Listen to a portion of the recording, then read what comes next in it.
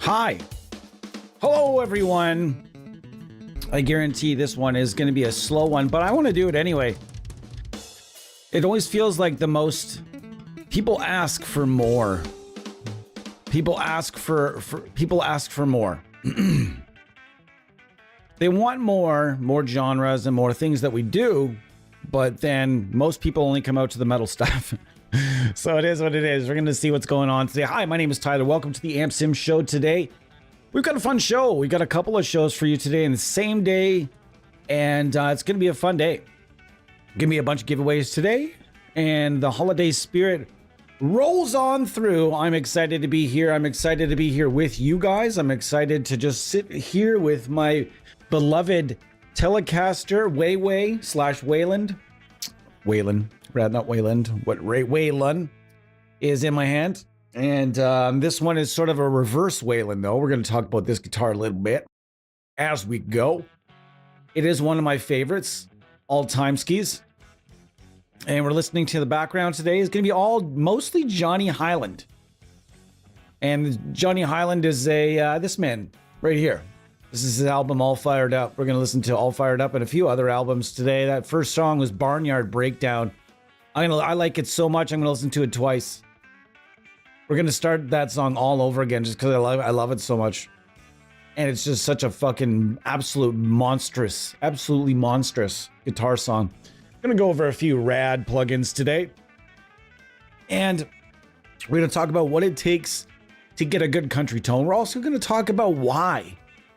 Why are there not more country players behind the plugin movement yet? I think this could be a year where we potentially see the country guitar player get a signature plugin. I like to write things down.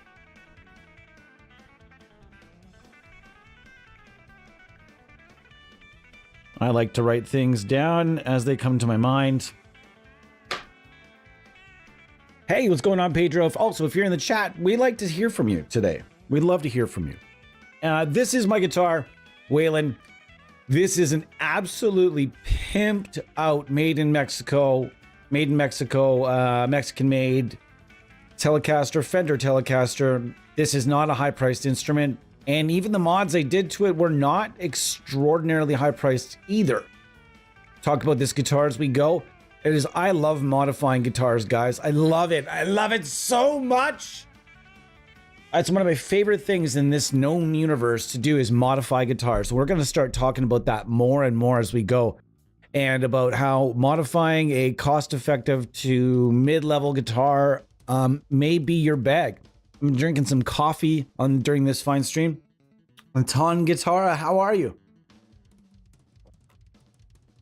Gosh, it's delicious.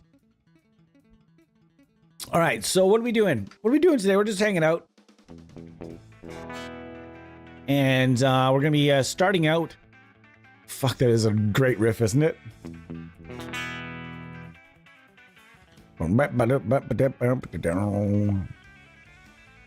Anyways, waking up, having a good morning this morning.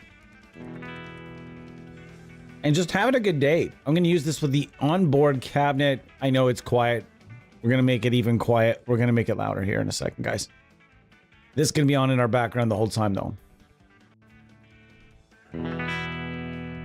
And this is the F59 from Fuse Audio Labs. We're giving away the Fuse Audio Labs Everything Bundle. And I am only giving it, I really only want to give it to somebody that is really, really intent on making their mixes at home better. Somebody that does frequently mix their own music at home. Because, I mean, there's only one, there's a bunch of pedals. There's this amp that you see, and there's going to be more coming, a lot more coming from Fuse Audio Lab in the future. Also, there's the Everything Bundle includes my signature pedal, the Dozer Drive. My first signature plug-in effort with any company ever was with the Dozer Drive. So if you get any, you're going to get that. Let's crack that open today. Even though we're probably not going to use it, let's crack open Dozer today. This is the Dozer Drive. It's getting a facelift very shortly. Going to get a new skin, rebranded from Honest Amp Sim Reviews over to the Amp Sim Universe.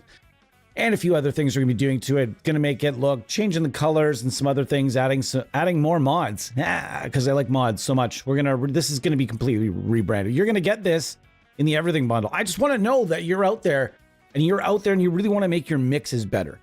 This is one of those prizes that I really only want to give to somebody that is really, really intent on making their mixes at home better.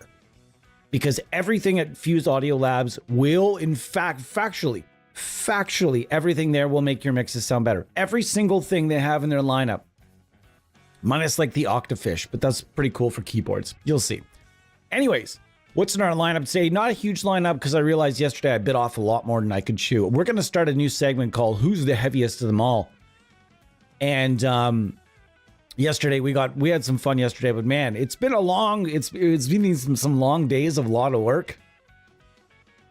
Ton Guitar, Kyle, Hunter, hey folks, thought I'd jump on for a few before my services are required elsewhere. Nice, I love that.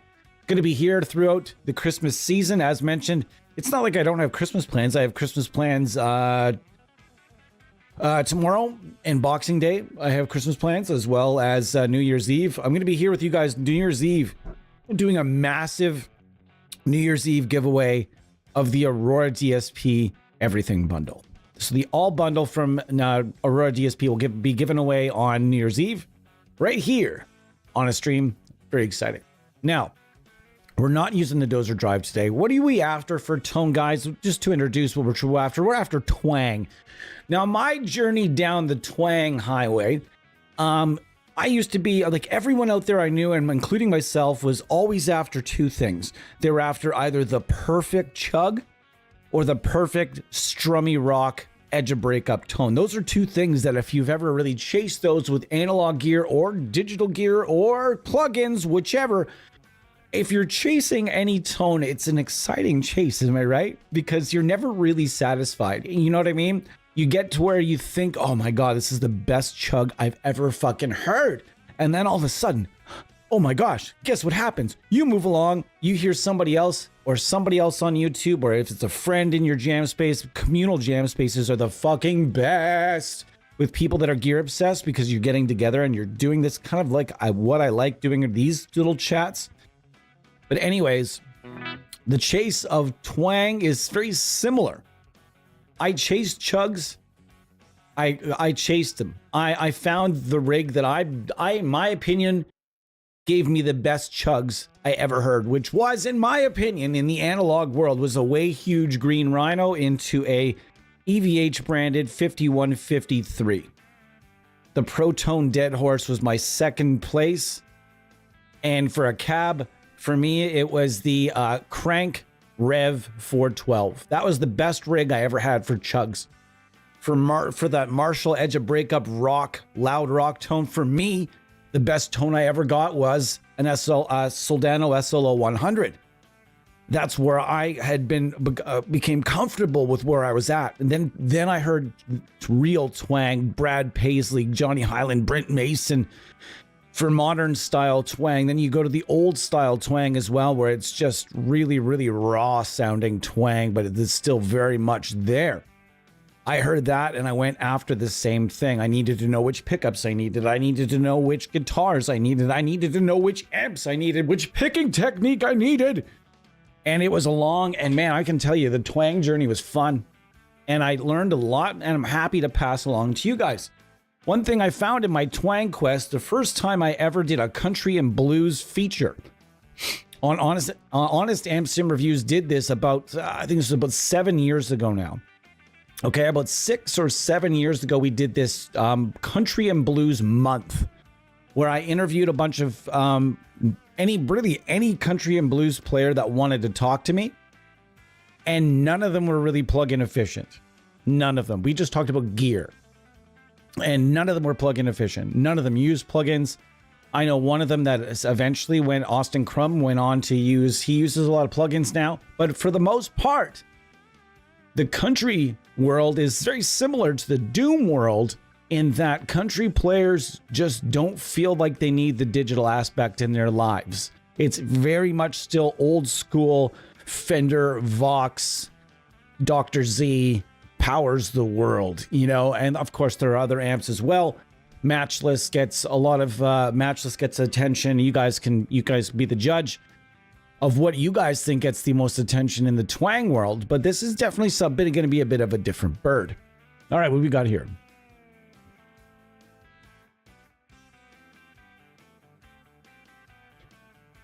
Yeah, exactly. Ton Guitarra, exactly. A Squire, let's not shit talk Squire around here. Really depends on what level of Squire we're talking about here. There are a few different levels of Squire. There's the worst of the worst, and even their worst of the worst, which could be considered like, I think it's called the Infinity series. That is like believe their cheapest, not the worst, but cheapest line. And even still, those can be made up to play pretty damn nice. Now, the classic vibe, however, the Squire classic vibe stuff is very nice, all things considered. They have some really nice, I was looking at one on the local marketplace the other day for $250. And if it wasn't the Christmas season, I would have purchased another Telecaster that I don't need. Would have been perfect. I would have definitely done it. So yeah, don't be talking shit around about Squires. It's all in there. It's really how you set up your instrument, but the pickups are important. You got her. And then as someone who's dipping my toes into mixing, looking to possibly mix local bands, the bundle looks killer. Epiphone.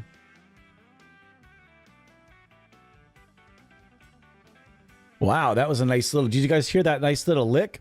Hold on, let's go back. Can you guys hear that right at the end of that song? Check this out.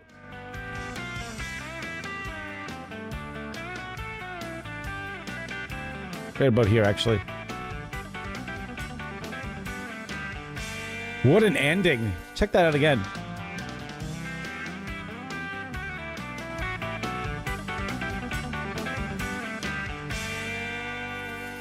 That's really hard. And you can clearly see here, if we go to the screen, you can clearly see in top right, he's not using a Telecaster. In fact, he's never really used a Telecaster. I don't think I've ever seen it. I've only ever seen him use for a while. For a very long time, he was using these Ernie Ball, I think they were called like Pro Sports or something, or GTs, or I can't remember what they're actually called. But that was what he was using for a long period of time with a very Nashville set of pickups. They look like Strat pickups, but they're not. And then he was actually endorsed by Paul Reed Smith for a while, which was really strange watching a dude play like single coil Paul Reed Smith City. It was kind of strange. It didn't really fit. It's a nice guitar though. You can still find them on reverb.com. Paul Reed Smith, Johnny Highland. Then he went to Chapman, I believe, and now I think he's still with Kiesel. I do believe he's still over there, and he's got a really nice SIG over there as well. So He's got some sick guitars. Anyways, let's go and let's see if we can start getting some tones here. Now, what I'm going to be running is a really simple setup. I'm going to be using just this old ass compressor plugin I like. It's from Distorque. It's free. I don't know why I like it. I just do. I just do. You guys can just be the judge. I like a very quick release and a quick attack when it comes to chicken picking kind of stuff. All right, that's a bit too loud. There we go. Okay, now let's see what we got.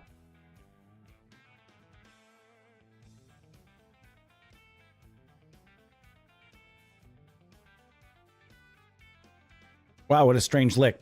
I'm listening to this in the background, getting caught up. All right, so I'm going to feed that compressor into the F59 here.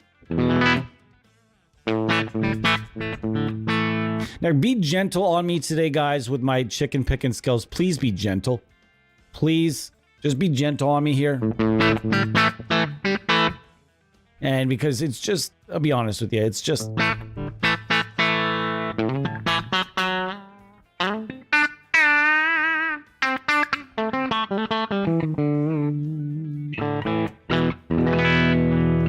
Now, one thing I also really like is a nice slapback or some type of like slapback delay. So we're going to tune this up to be more of a slappity slap.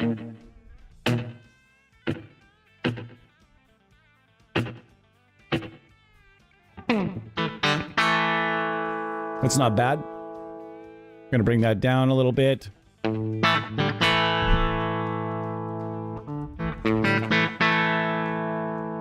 Okay, that sounds, we're getting there. We're getting there.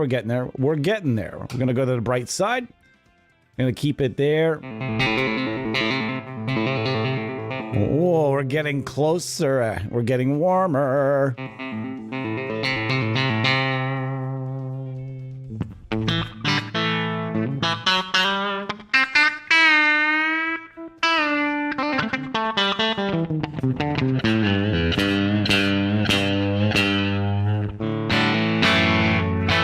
Hit that bad note there. Whoa, bad note. So this guitar I've got wired up kind of weird. This is essentially just wired up like every normal Telecaster. This is a 3-way switch, not a 5-way switch. Okay? I remove the tone knob with the purpose of installing just a mini switch. Now that this mini switch is hardwired right to this middle pickup so that I can get the exact pickup blends that I really want. And I can just fire this middle pickup into whichever configuration is currently active here. I can use all three. I can use these two. I can use these two if I want, or turn it off and just use these two, or this one or this one. So it's nice. It's very interesting. I like it. I don't know why. We'll see.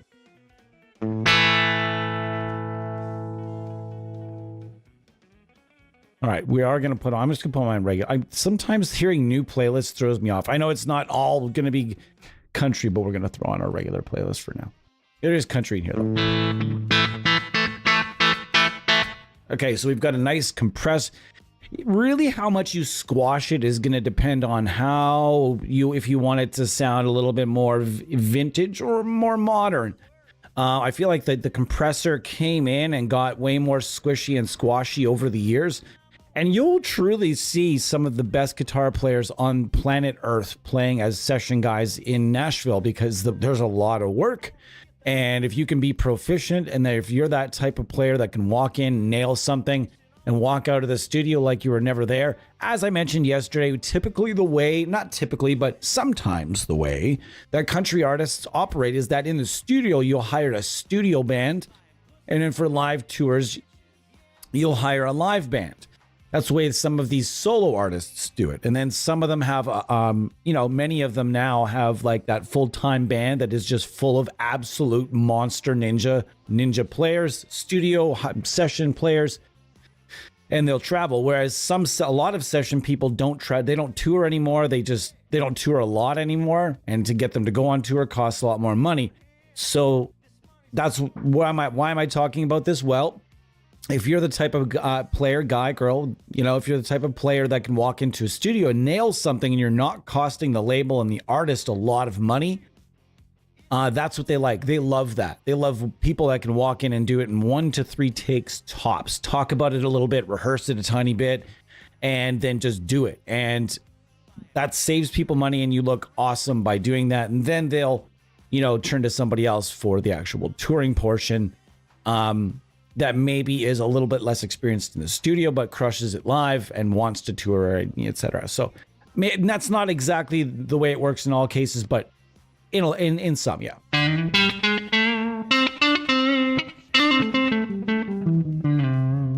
All right, so another great thing about this is it plays really well with outside impulse responses. So you can use it for really whatever the hell you want. In this case, I really don't know. I'm going to go through a bunch of different stuff. Let me think real quick here. I'm going to go with a Vox. I'm going to go with... No, wait. I'm going to go with a Vox from Own Hammer. Okay. We're going to go down to the Essentials packs. Okay, I don't have that one. So we're going to go to VXT, 212 VXT. All right. We're just going to go to a quick start. Actually, we're just going to go to mixes. So we're going to go that way. All right.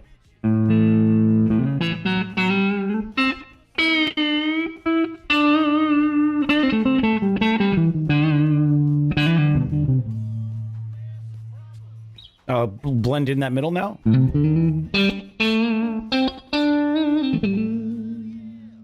I forgot to bring that back down after.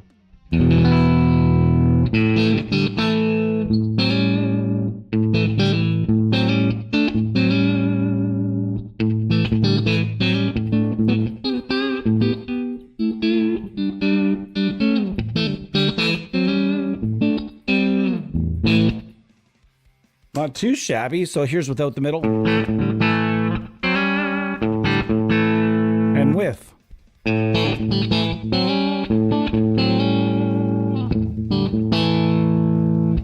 So I like kind of both ways. Depends on how you guys like it, though.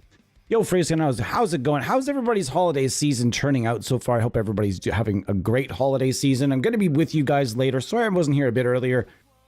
Took me a little time to get moving today. Just did. And sometimes that happens. So I appreciate each and every one of you for being here. This afternoon, I'm going to be doing some more streaming.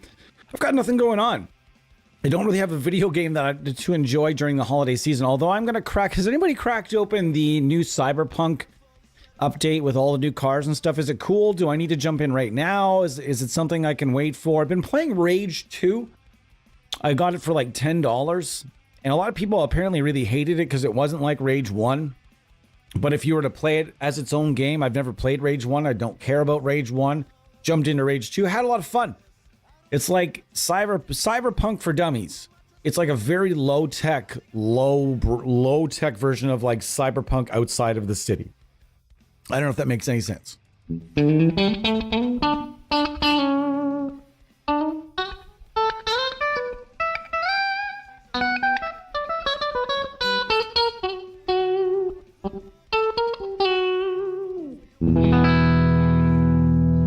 That's a bit darker than I wanted it.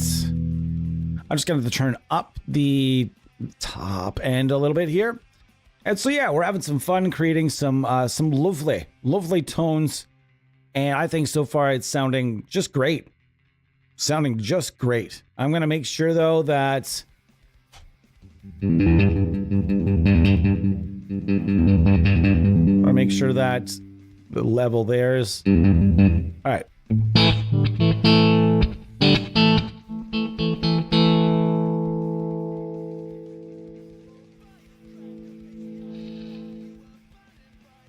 Make sure I got a...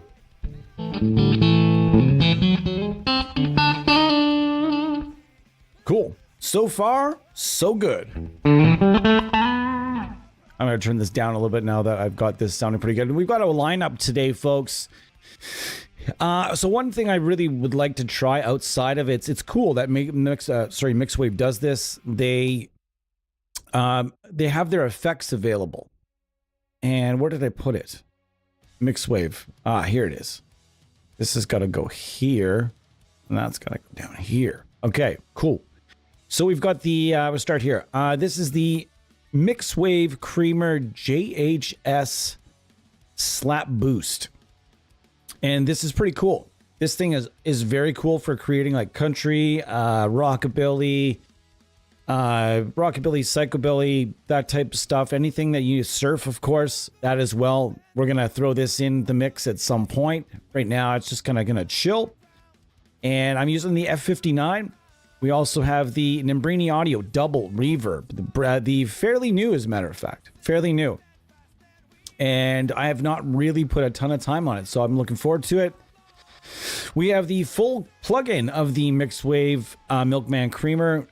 This is a UI that you either like or you don't like. So in this case, it's very much just things are black and white in this one, and it sounds great. I'll give you guys an opportunity as well to check it out and listen to that. You can also get the free trials for any of these and skip the stream altogether and just play guitar and enjoy yourself. Like and subscribe, of course, if you are having a good time.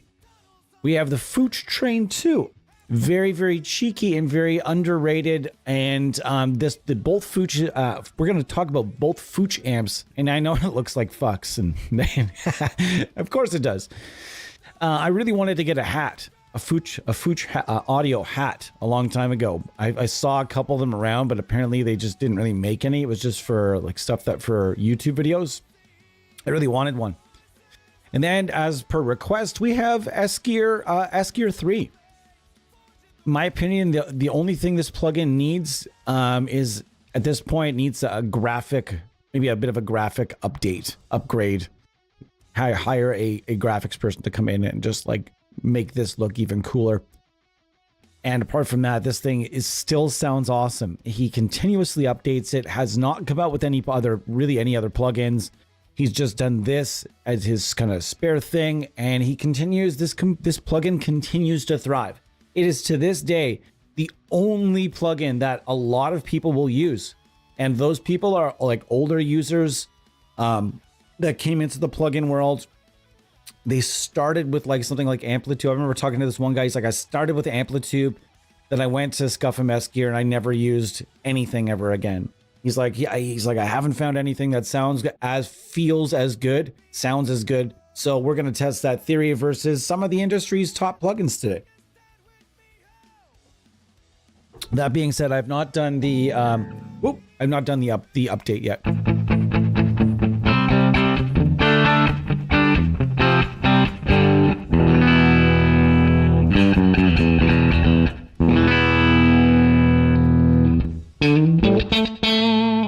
It's a little bit something's yeah, let's bring that back.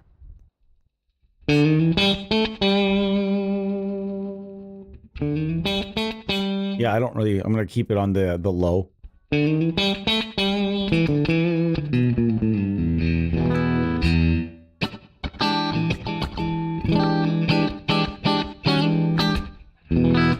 Yeah. So how are you guys how's your holiday season going, everybody? What is your favorite plugin for?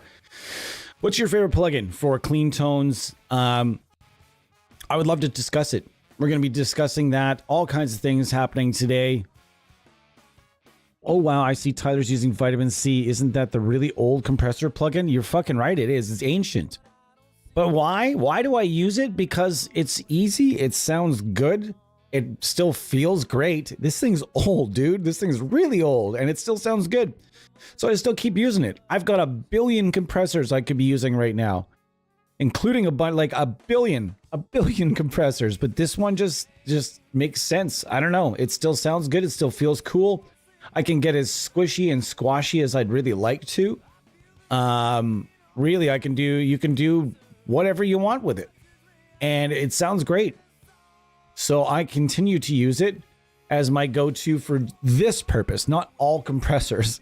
This is for when I'm looking for twangy tones. I just throw this in the mix with the F59. Usually this is my first go-to, is the F59 for anything twangy.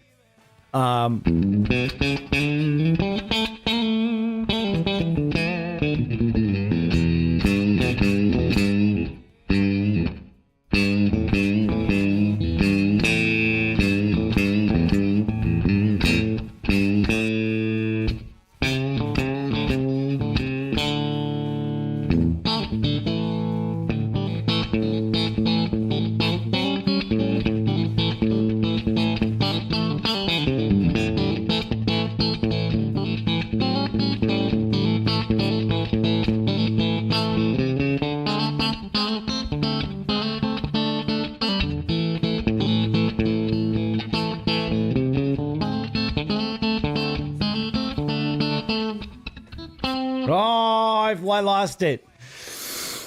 I lost her. So yeah, chicken picking, guys. If you're not, and you have not gotten on the chicken picking wagon yet, I can promise you, you need to get on it. Because a lot of other players out there have figured out long ago. Dean Lamb, you see Dean Lamb, you see Dave Davidson from Revocation. You see a number of different players out there that are incorporating the chicken picking into Shred now. And why wouldn't you? Why wouldn't you? It makes no sense not to. It really doesn't. It makes no sense not to. And it's such a great trick. This tuner's fucked. This tuner's fucked. Guys, I'm gonna have to buy a new one. I've been complaining and bitching and moaning about it for enough. I gotta buy a new one. This one I think is pooched. Pooched! So yeah.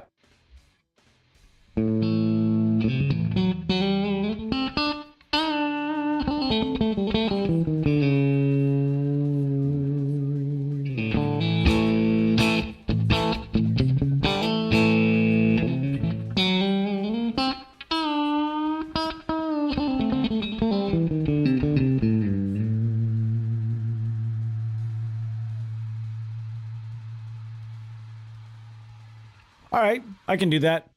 Let's check it out. Let's do it. Let's go in there.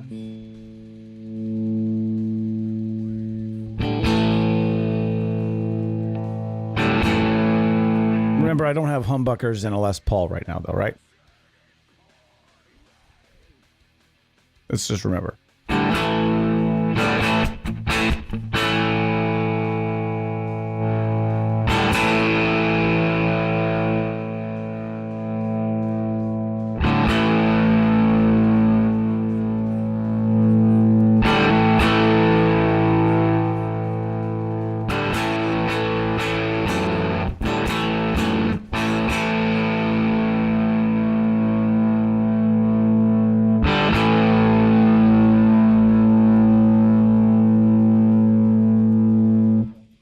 I'm going to turn his cabinet back on for a second because I realized that I'm using a 212 Vox.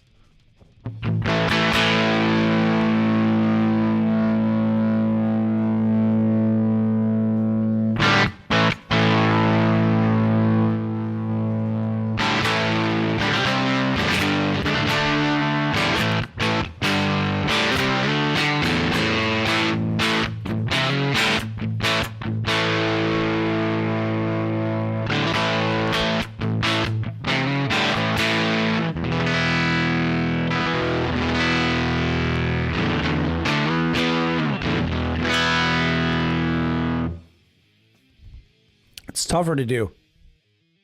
I know what you mean, though. So I need to, yeah, I definitely need like some older humbuckers, like a Gretsch or something as well. I think pretty sure he just used a Les Paul with fucking Bigsby on it, though, right? All right, let's bring this back up. Being a Canadian, I really should be a bigger fan. I should be a larger fan of Neil Young, but I'm just not.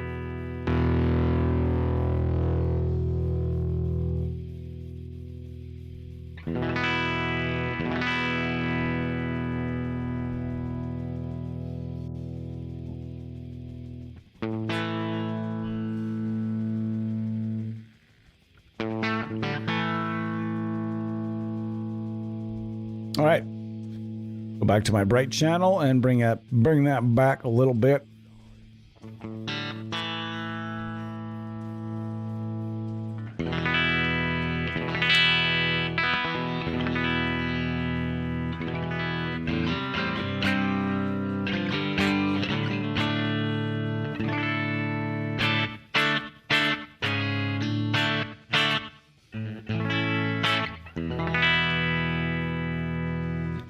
All right, it's nice. It's a wonderful morning, early afternoon here in Canada. Christmas Eve. Christmas Eve is usually actually when the day that my family usually does our stuff. But we are changing some things up. It's usually Christmas Eve, then Christmas morning. But we're changing some things up. We're starting Christmas morning and we're doing it on Boxing Day because I've had some family that have kind of relocated. Man, this is sounding great today.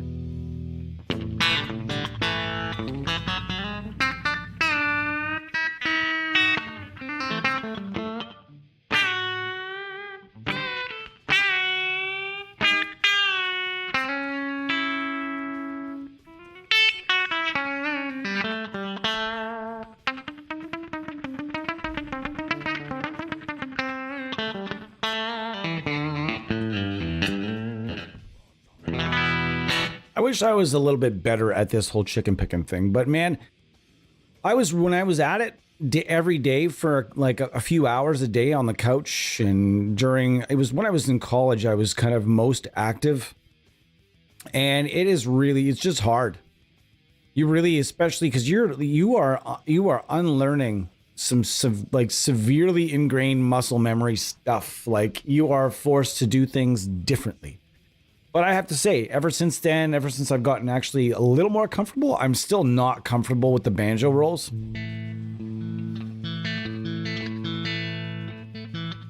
Especially not the reverse banjo roll. It's just brutal.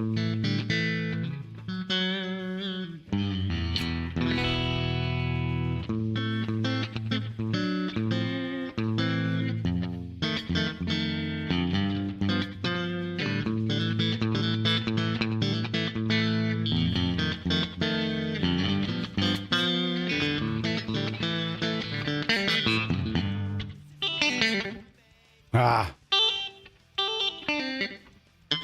Oh.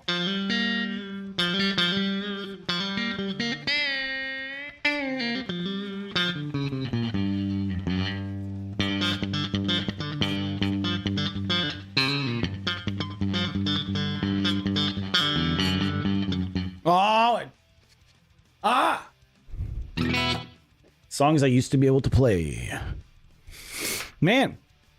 Yeah, so this is the F59. We've been using this for a bit. It sounds awesome. I'd love to just keep using it. I do tend to get stuck on one thing. Before we do that, though, I kind of want to get rid of this and try the slap boost a little bit before we get going here. And I'm going to turn off that delay so I'm not going delayed. All kinds of stuff isn't happening at once. Now, let's check this out. So, without... So I have to change that. Make sure the repeat is...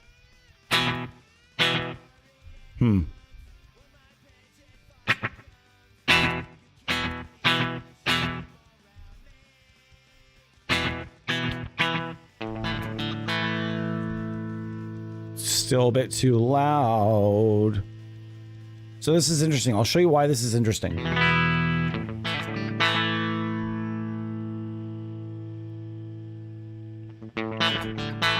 There it is.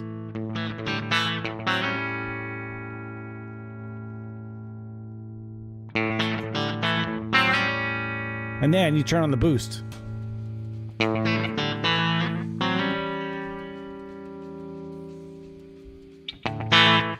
Give you a little bit more volume and give you a little bit more oomph.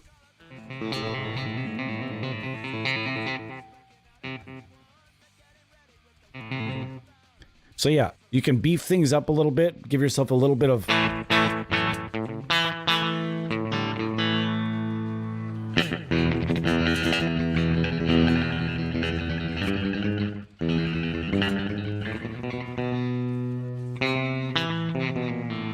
don't remember that song at all. In any event, this thing is pretty cool, and you should check it out.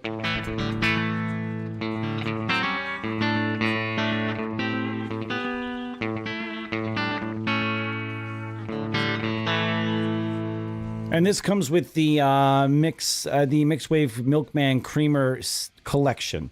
If you buy the plugin, I do believe you also get the other tools as their own standalones, which is pretty fucking sick if you ask me. It's also a lot of work. It's also a lot of work for the developer when they create these smaller plugins for plugins. A strange noise. It's a lot of work when they do hit their updates and they have to upgrade things for OSs and everything else. Every single one of these has got to get the same treatment, and it's a lot of work. That's why you're seeing a lot of plugin developers starting with these condensed packs, like you're seeing, Audio Assault. They went with Amp Locker, and that means, eventually that's a bit less work. You can continuously pump stuff out without necessarily worrying about giving it its own plugin, and without worrying about needing to update every one of these things. When you build it, these are considerations that developers have to make, because if I build this, I have to maintain it. So that becomes a thing, right? It's not easy to do. It's very much not easy to do. So mixed wave, we're going to get rid of this for now. I'm okay. We're going to get rid of the F59 for now as well. I'm going to go over to the Fuchs audio for now. And we're just going to see what we got here.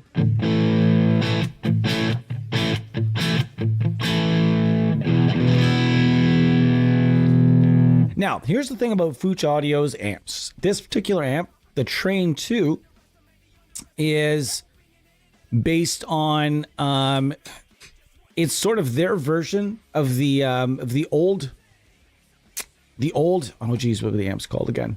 Why is it coming off? Hold on a second. Trainwreck, sorry. My bad. The old Trainwreck amps. And essentially Trainwreck amps was a very strange company. They're worth a lot of money right now. If you go look them up, they are worth a lot. It's one of those unicorn gear situations you don't hear a lot about.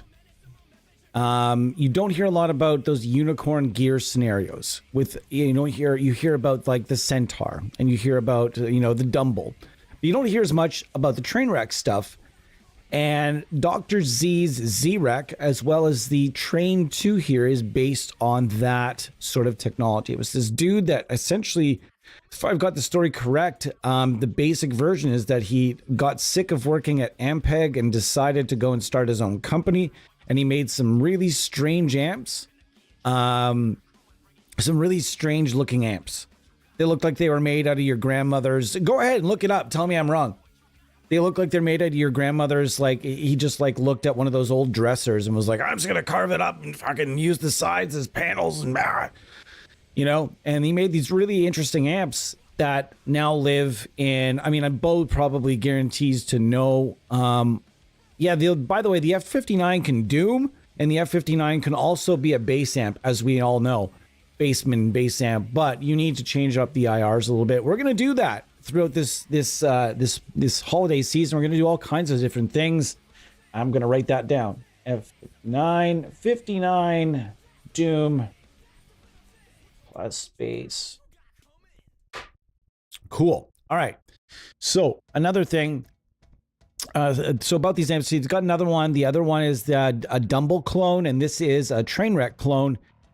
So yeah, that's basically the long and the short of it all at once. This thing is awesome, and it takes a little figuring out. We're also not going to use it. I'm just going to turn the recording chain right off because I hate the impulse response windows so much on these amps. I'm just going to turn it off. Not saying that if you turn it on and give you, like, look at all this. They give you a whole bunch of different Fuchs cabinets, an orange 212. You know what? Fuck it. Let's just do it. Let's just try to use some stuff in here. Let's see what we got. Everything's always so dark, though.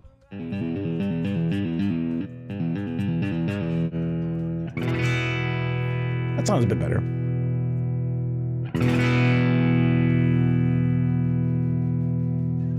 I'm not even going to bother for now. Just going to turn that off. It's not that they're bad. I hate the windows so much, guys. All right, we've turned that off. We're looking here. We've turned all the internal components off. By the way, in all these BrainWorks, yeah, the impulse response window is terrible. The impulse responses they give you are really good. They also give you a noise gate, and they give you the high pass, low pass filter in the case of smooth and tight. They give you the option of putting that pre and post, by the way, which is pretty cool, and maybe an underutilized feature. They give you a delay. And they give you this neat power soak feature as well. The power soak, and you can also bypass power amp, bypass preamp if you'd like. And yeah, all kinds of stuff like that. So let's now start tweaking in our tone a little bit.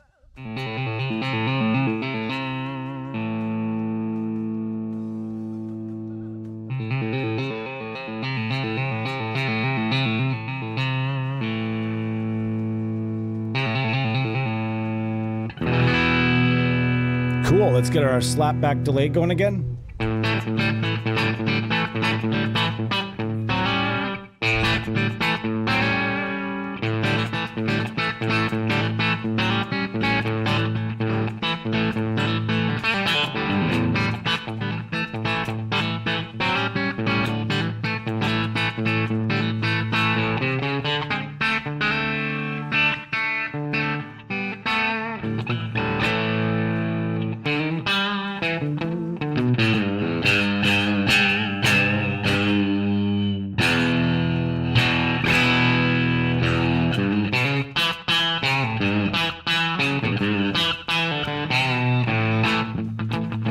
Well,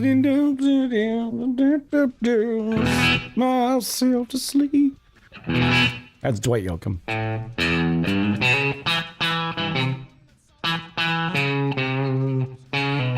That was it. Oh my God! Hands of stone! Working with concrete, Maximo Ferrando. How are you, buddy? I love saying your name. I'm not making fun of you or your name by any. I hope it never. Oh, what do you got here? Same deal as Dumble. Niche boutique amps done in limited numbers. Very highly sought after, very touch sensitive amps. One of those transparent, you can make a mistake and it's glaringly obvious amps. Yeah, it sure is. It's a very cool amp. The Train 2. Guys, right now, head over right now to Plugin Alliance. You can probably get this for a song and a dance. And you can make these bigger now too. I forgot. Oh, I forgot. Look at it. Look at it. It's beautiful, isn't it? It's a beaut, clock. It's a beaut. So the chain we've got going right now is very simplistic. It's easy going. I haven't really been doing too much to it. I'm going to throw that compressor back in there, though. Let's see what we got here. Oh, it's just twang heaven.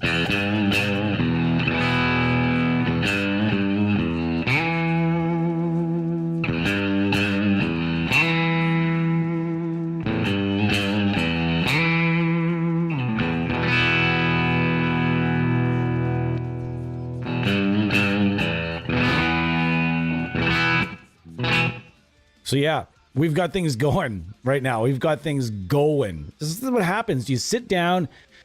I think there are just too many people that are addicted to this. I must sit down to immediately amazing tone straight off the bat. I don't want to do any of my own work. I don't want my own tone identity. Look what we've got going on here. We've built our own chain. It's pretty cool. We've got our own compressor. We've got the amp. We've got that bypassed. We've also got our own impulse response here, and this is just simply the Own Hammer 212 VXT pack. Rather, it's just a Vox pack, and it's nothing necessary. Actually, no, that's untrue. This entire time I've been going. Look at this. It's on balanced right. I've never noticed that. So this entire time I've been actually using a Tony Iommi 1969 Laney 412. Who knew? It's funny because I never have it all the way right. I always have to put it right. And here we are. We're going to go left now. Sounds great too, but I was kind of liking that Iommi. I kind of liking this. So just so you know, the Tony Iommi pack from Celestion Digital also sounds really good when being used for country.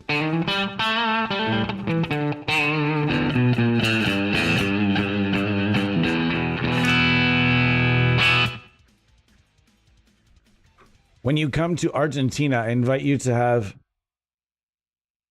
Absolutely. Unfortunately, I can honestly tell you, I'm not going to be one of those people like those bands are like, yes, absolutely, we're going to come to that part of the world. I'm never going to come to Argentina. It's never going to happen. There are places I want to visit. I hate traveling at this point in my life. I do. I really hate traveling. I did so much traveling in bands as a kid, both a teenager and a young adult. I was done. I hate traveling now. I don't like planes. So if you ever come to Canada, however, my friend, be honest, if you came to Canada, where I live would not be the first, second, third, fourth, fifth, sixth, seventh, eighth, ninth, or 10th place you would want to visit. There's no reason that you would not want to come to my neck of the woods either. But you know what we can do? We can rejoice during the holidays for tone, my friend. And I've heard Argentina is a wonderful country. I really have. I've heard good things. I'm really digging this accidental mistake here. These accidental on purpose, happy accident, we'll call it.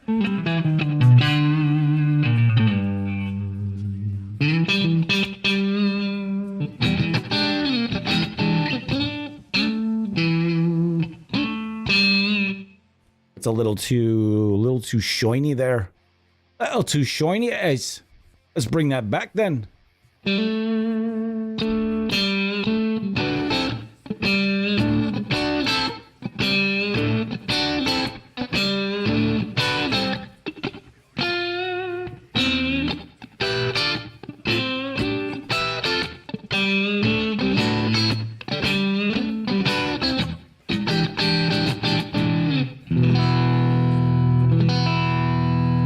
Yeah, well, that was blues, obviously, but man, I'm gonna be straight with you guys. Like, if you guys listen to, I can hear people. I can hear it now. There's always, when I do streams like this, I can hear somebody stopping in, dropping in, and being like, "Country sucks. Country sucks, and those guys all suck. I'm a metal guy. I just like metal, only metal. And country guys suck." Okay. Well, you know what? Then tell your favorite influencer. Because obviously, you have a thing about, I feel like we should all just appreciate a really great guitar player. It doesn't matter the style they play. Like, I hate jazz music. I'm not a fan of jazz music. Not all jazz music. Smooth jazz, some yes. Freeform jazz, fuck no. But I respect the players, man. I respect what it takes to play those genres. 100%. Not much on the tones either, if I'm going to be straight honest with you.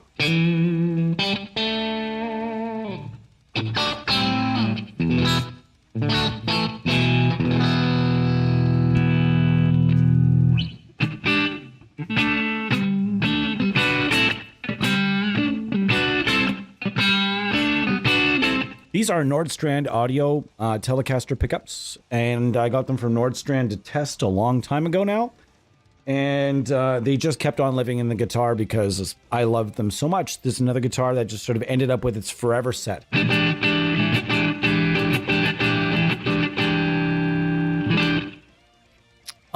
I have decided that my Fishman Greg Koch set is actually gonna go after all. I'm gonna get rid of that as well, because I think I'm gonna use that to purchase the Brad Paisley Seymour Duncan Brad Paisley set, because I'm really curious about that set ever since it came out. And I think the only guitar I have to put it in is that one is itself. So while as much as I love that Greg Koch set, by far the best set of Fishmans I've ever used. I haven't really fully decided yet, but I believe that's going to be the one getting the pull, because I like these ones way too much. And if I fuck with this guitar, I know it's going to hate me for the rest of its life. You're speaking like a guitar can actually hate you, dude. Yeah, talk to any Les Paul that I've ever played apart from my Studio Lord. That's not a real Les Paul. I'm telling you right now, every Les Paul that I've ever played, it's like they've conspired against me. It just happens. Gosh, this is the tones we've got going with the Train 2 here right now through this random ass set. Look at this random ass setup. How many developers are we rocking right now? The denoiser doesn't count because it's always just there. The Vitamin C from Distorque. Fuchs Train 2, coded and developed by Igor Nembrini of Nembrini Audio for Brainworks at the time. You've got the Celestian Digital, Tony Iommi, Laney's 1969, random ass. And then we've also got the free Nembrini Audio analog rack delay. It's parked in my chain at all times. It's 100% free. You need to get on it. It's very, very cool, very easy, very versatile. And it's again, super easy to use. Go and get it. It's 100% free and you will not hate it. I promise. And why do you need delay and reverb? Well, because I suggest you go and get your own, your one delay and one reverb that are versatile, that you're really good at using, and then discard or not care about the post effects section of any suite you ever use for the rest of your life. They'll become a bonus. Is it good? Yeah. Is it passable? Yeah, whatever. Who cares? Does it suck? Yeah, who cares? As long as the amps are good, everything else is really good. The cabinets are good. The IRs are good. You don't really like the post effects section. Who cares? Who fucking cares? Who cares? You don't even need one in every plugin. If we have just one that we like, I think that your mixes will get better. Your tones will get better because you know your way around these plugins even better than the other ones. I just have this feeling you're going to excel. All right. So how's everybody doing? What are we up to? I'm having a fucking great day today. Maximo, I see Bo's talking about the train wreck. And speaking of the train wreck, we're still on this amp. I haven't wanted to get off this amp yet because it sounds just too freaking good.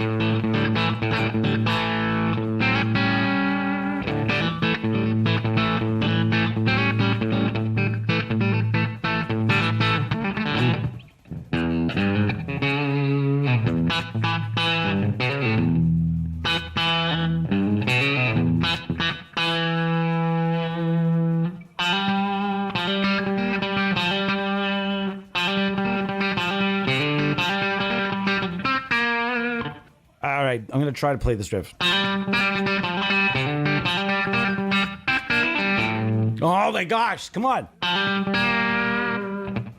Let's try again, guys.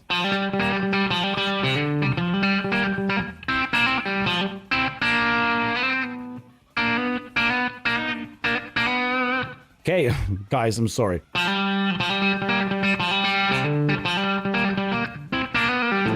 There we go. Nice. I can start adding that to my riff library again.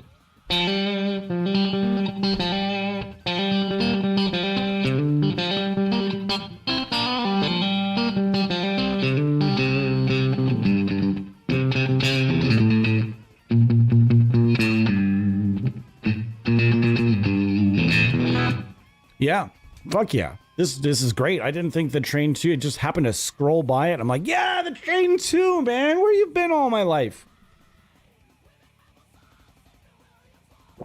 Where have you been my entire life?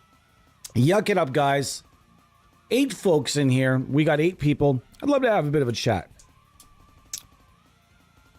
I would love to, honestly, I want everybody, challenge for you guys today is going to be simply to just go and start learning a little bit of basic chicken picking and see how it feels.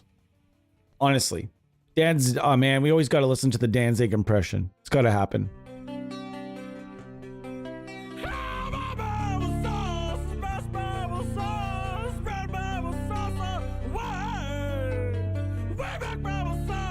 Love this guy's impressions. He does Chuck Billy, Cher, a bunch of other singers. It's terrific. All right.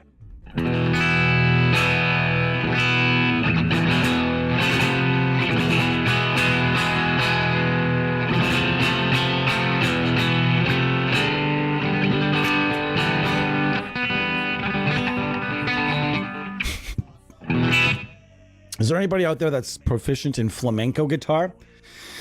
Because if so, if you have any finger picking ability whatsoever, chicken picking shouldn't feel like it's an alien land to you. But my entire life, I've been a pick guy, and after learning chicken picking, it also gave me more courage and confidence and skill to set out learning how to play bass with my fingers as well.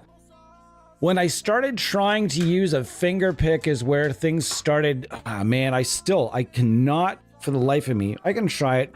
I'm gonna try it. Oh man, I'm just so bad at these things.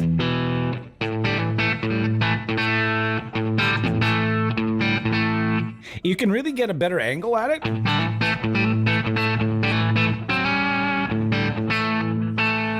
You've also got an extra finger because my pinky is just fucking useless on this hand. My pinky is on my right hand. My pinky is along for the ride, boys. It's literally like it's watching the other fingers work. Like, yeah, you guys go, man. You guys do it. You guys are doing stuff. Do it. And my other pinky it's proficient enough. But this pinky is not used for anything guitar related. This is the cheerleader of my hands, a cheerleader of my fingers, 100%. But I'm going to try. I'm going to attempt to play a little bit more with the finger pick today, and we'll see how it goes. I don't have high hopes.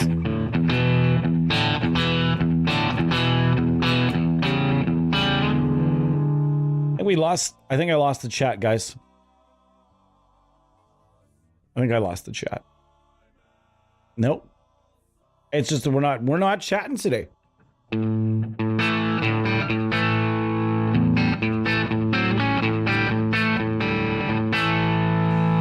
Or maybe it's been doing this thing though.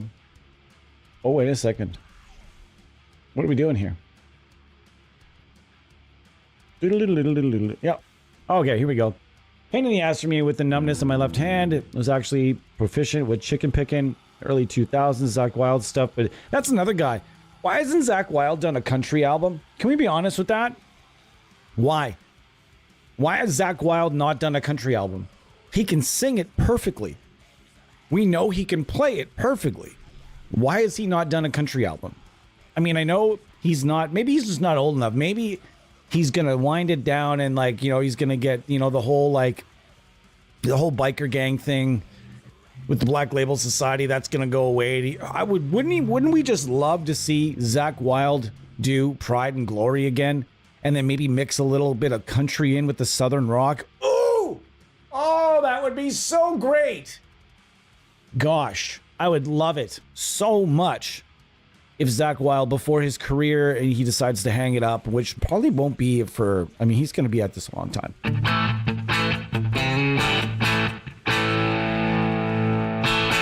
You might be thinking, yeah, that's a little bit too much gain for country, but it's really not. There's a lot of country players these days using a boost and lots of jam on it, especially when they go to the solos, they'll hit something else.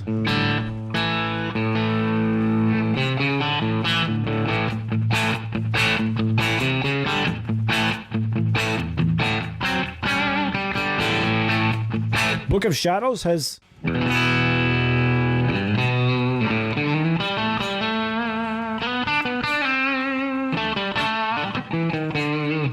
know what we're going to do, though? We're going to watch YouTube on YouTube. No, we're not going to do it. Guys, go right here. Go up here and just search real quick. Brad Paisley, Dr. Z, backstage, or... demos Dr. Z. You're gonna find a cell phone looking, almost VHS quality looking video of him standing on a stage wearing a baseball hat, just trying out a new amp.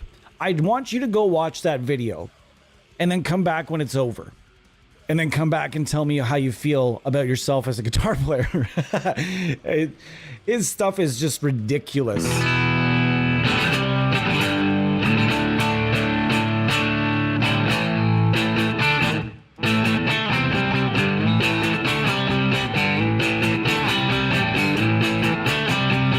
But the tone you're going to use for that too.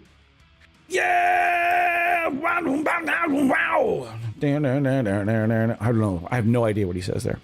I should probably figure it out because I've got a cover of that I'm supposed to be recording, but hasn't been going that well.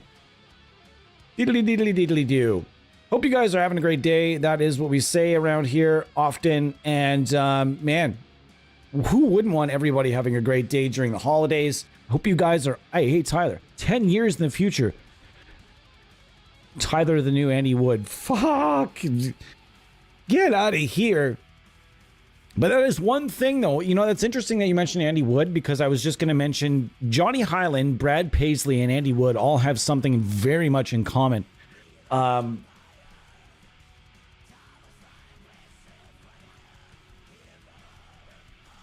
Okay, perfect.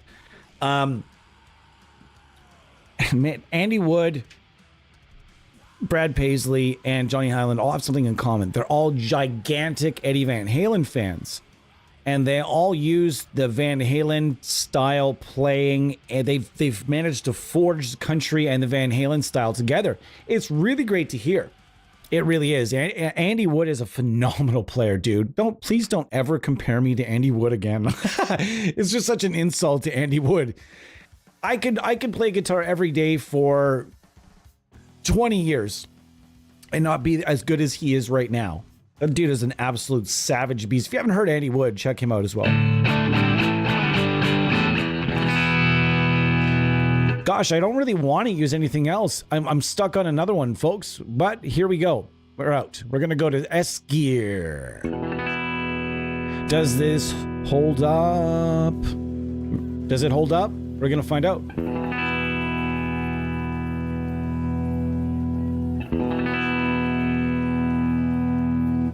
I've got a cab through a cab here, though. Wait, what? Hold on a sec.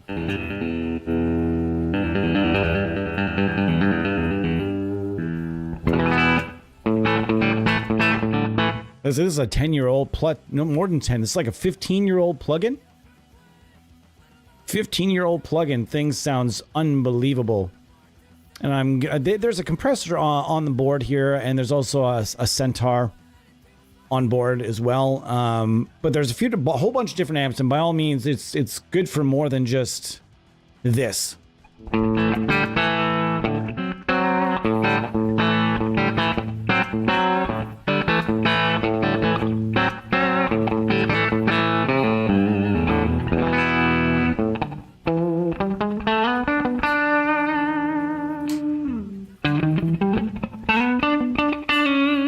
This is one of the better Fenders you'll ever hear and ever use. I guarantee it.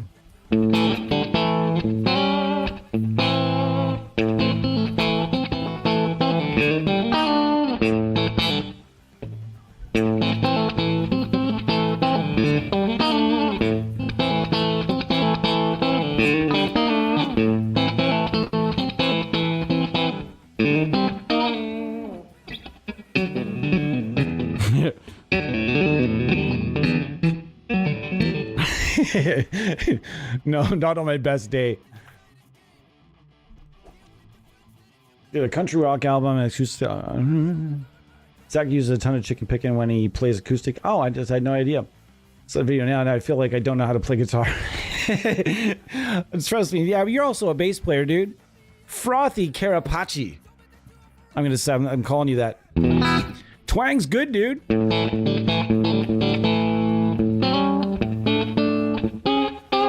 Woo, you hear that bad note?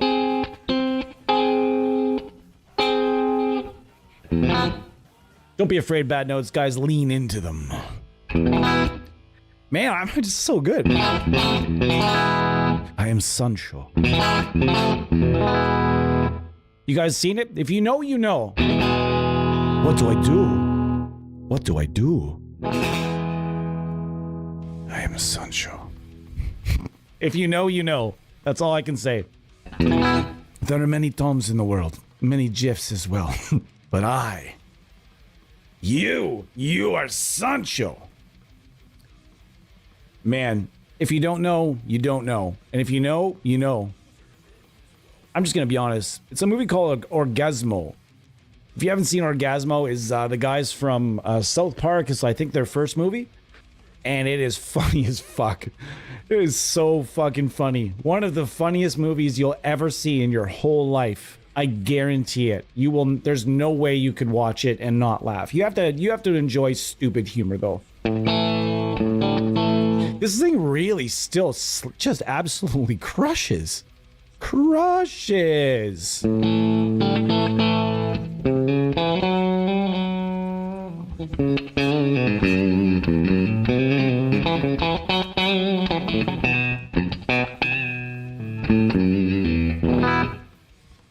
Holy shit. This thing still sounds great, guys. It's just there's nothing about this that doesn't still sound awesome.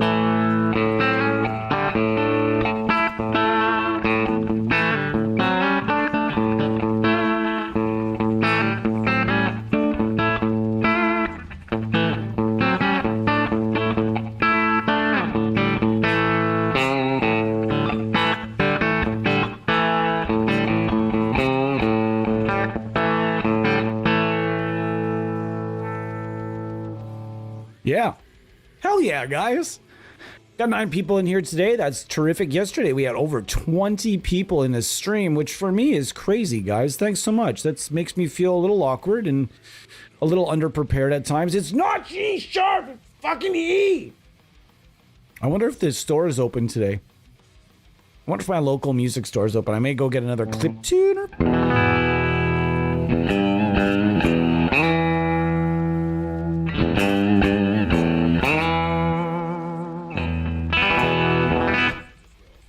So yeah, this is just a made in Mexico Telecaster. There's nothing all that exciting. I stripped all of its guts. I had this pickguard made by a guy on Reverb.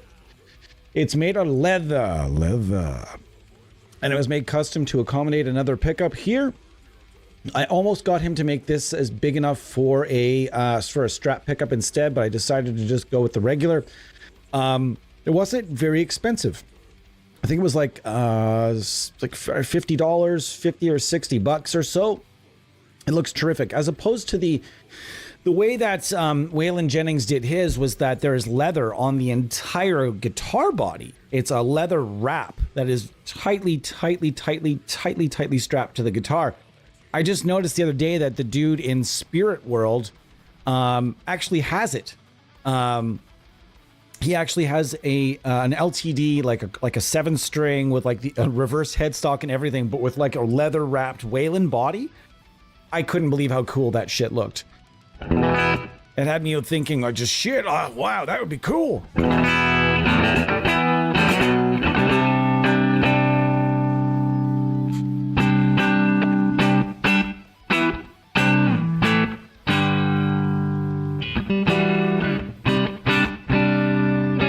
Whoa, there's a bad note.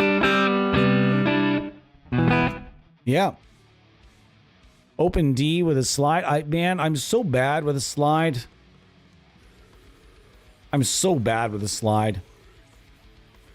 Trust me. The last time I really did, I went and was like, I haven't tried since I was a kid. I'm going to go and see if I like slide more as an adult. I didn't at all. Nope. Didn't do it. There was one part of this one little song I was recording a couple of years ago where I knew like this neat little slide effect with a bunch of effects and reverbs would sound really cool. So I just literally, I don't drink, so I went to my neighbor's house and got a beer bottle and just did it. There was nothing around the house that I could use as a slide. Don't have a slide anymore, gave it away. And so I had one little part. I was like, did that little, this little thing like almost like, Welcome to the Jungle, where he starts way up here. Hang on. Something like that, In any event.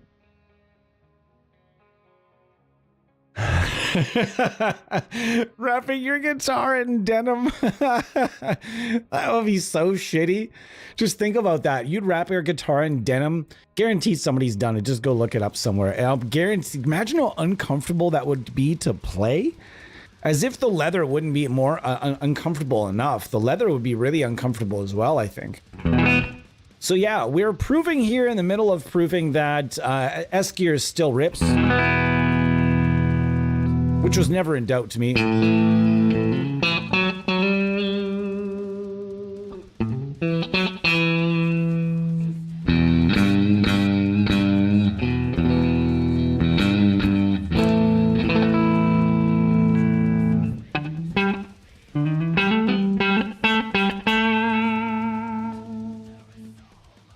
Damn it.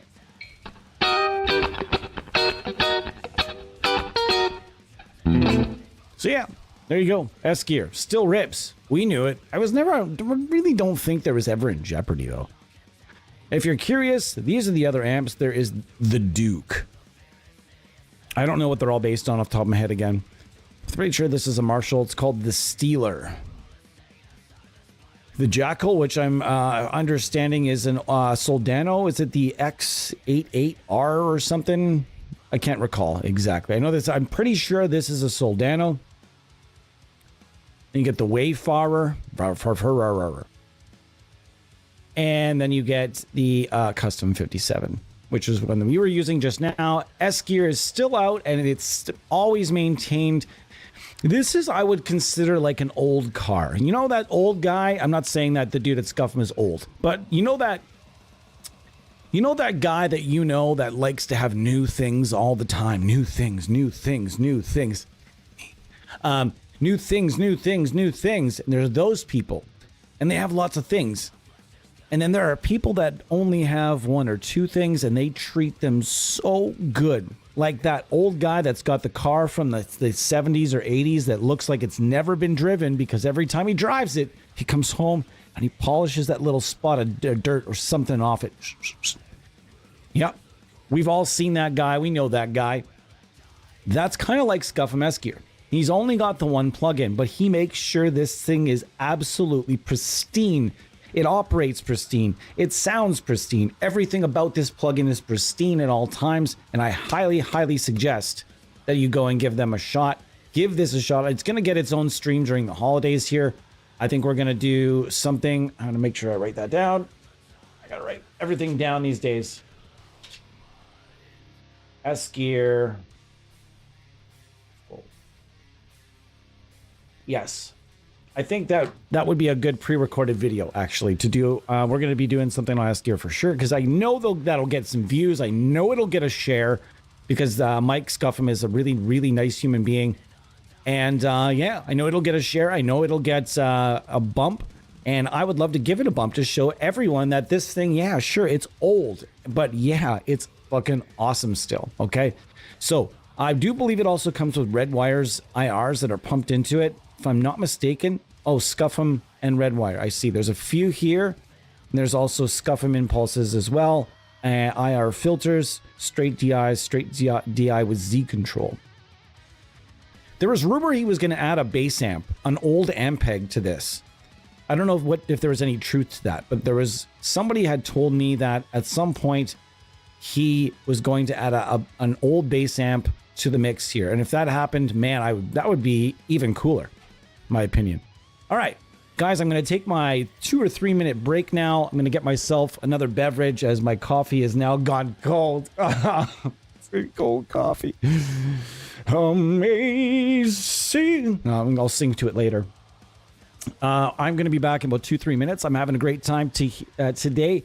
I cannot wait to give away the Everything Bundle from Fuse Audio Labs. Thank you so much to one of my great friends in the universe, Ray, over at Fuse Audio Labs, cat brother, cat dad extraordinaire, cat lover extraordinaire, as myself. We rejoice in being cat dads with Andreas over at Valhalla all the time. Wonderful, wonderful human beings. And I will be back with you guys in 2 or 3 minutes. My challenge for you while I'm gone is just to simply go over to Fuse Audio Labs and give it a browse. Give their social media a like, if you can, on Instagram, on Facebook, and the website as well. Please do go and give it a check out, and give them a subscribe, give them a follow if you can. All right, guys, give me 2 or 3. Cheers.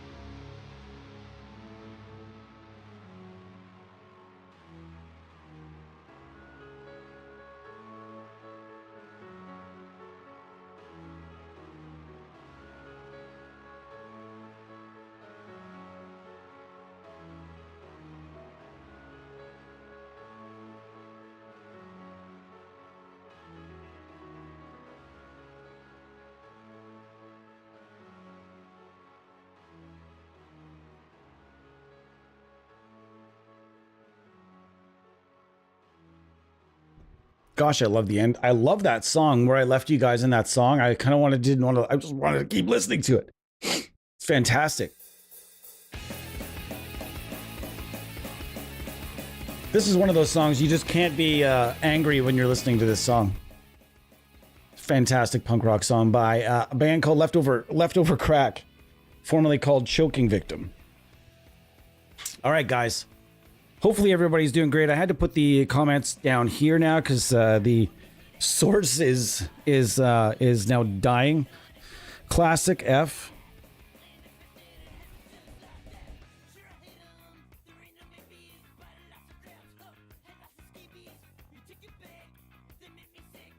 I see that Soldano purple, you know what I mean? You can just tell when you're nodding at something. Coming soon, by the way, we can talk about this a little bit because we're not really focused on one developer today. NAMM Universal, let's talk about this. Let's talk about it because we are very close to the release of NAMM Universal Plus. What is it going to have? Well, let's discuss this a little bit because Bo's in the comments, and I know that there are some people that might be curious. For starters, we realized when I created all these presets, and by the way, there are hundreds and hundreds of presets coming your way that are utilizing all the different stuff that we have. Due to certain scenarios with the Tone Hunt creators, we are going to be offering the captures, I think, separate. We are going to be including something a bit different. We're talking to some different creators right now. We just don't want to be in a scenario where we're selling a product. If it's being given away for free, it's easy to deal with. It's exposure and everyone has fun and it's great. But on the other side of it, if it's not like, if you're selling it, creators are going to start saying, well, what the fuck? You know, like they're selling a product with my stuff in it. I said okay to the free plugin, but I didn't say okay to this. And then that's where we have a problem with everybody wanting, you know, if it's really successful, people are going to definitely want to be compensated and would deserve to be compensated at that. So the pack itself for captures, there is going to be some included. There's also going to be the capture pack, the free capture pack that we have put together. That's going to be useful for both the new version of NAMM and etc. So we're very excited. Anyhow, the paid version is going to be much more elaborate. This version is going to remain free. It is going to receive high pass, low pass filters and a few other upgrades. It will remain free. It remains free. It remains free. It remains free. We will also be putting about 300 presets into the free version as well, just so you're aware. The new version, we haven't decided on our price yet. It's going to be very affordable still. The new version, the reason that we're even doing a price at all is because we're adding so much to it. Initially, we wanted to just upgrade the free version, but it was so much work was going into it. We had so many ideas that we just decided, no, it's going to have to be a paid version because the people that do the coding and the people that do the graphics deserve to be compensated a little in this case. Yes, they're getting exposure, etc. But when you're doing something that's going to be the new version is going to be multi-panel, and there's going to be a lot more bells and whistles to this one. A lot of user requests that have been accommodated, a lot of some small bugs that have been fixed, etc., etc. It's going to be a lot of fun. So I just wanted to kind of share with you guys where that's at. We're hoping for January. And it looks like it probably will be January. Now, the new version, NAMM Universal Plus, is going to be a bit different in the sense that it's not as tall. We've separated things into panels so it doesn't have to be so tall. Like, you know what I mean? It's quite tall, and it's hard to make it bigger without making it taller. And that was where some people had an issue.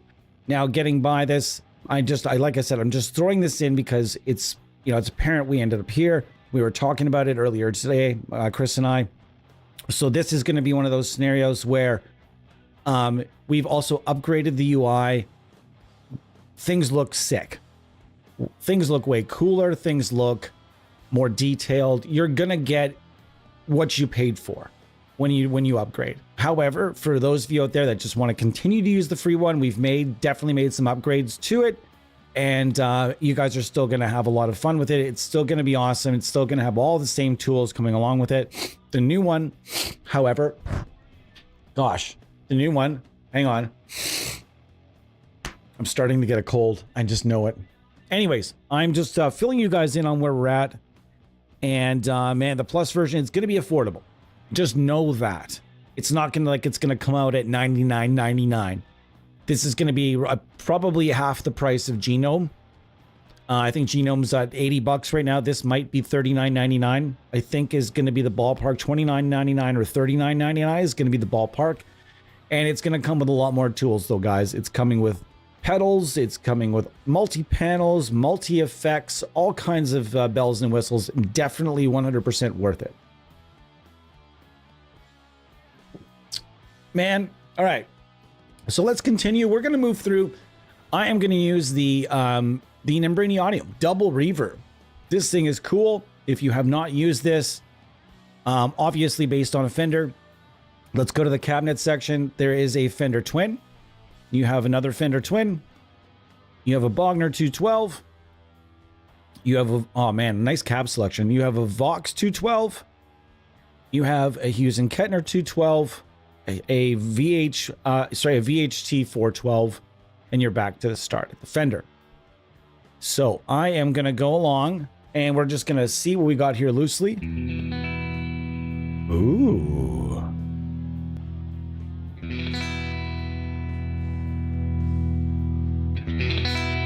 Wonderful. Already wonderful. Yeah. I am interested in what you're selling me here.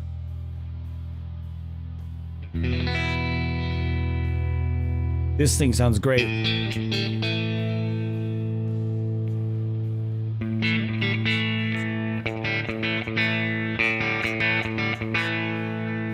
Okay, so we're just gonna monkey around here a little bit until we get something we like.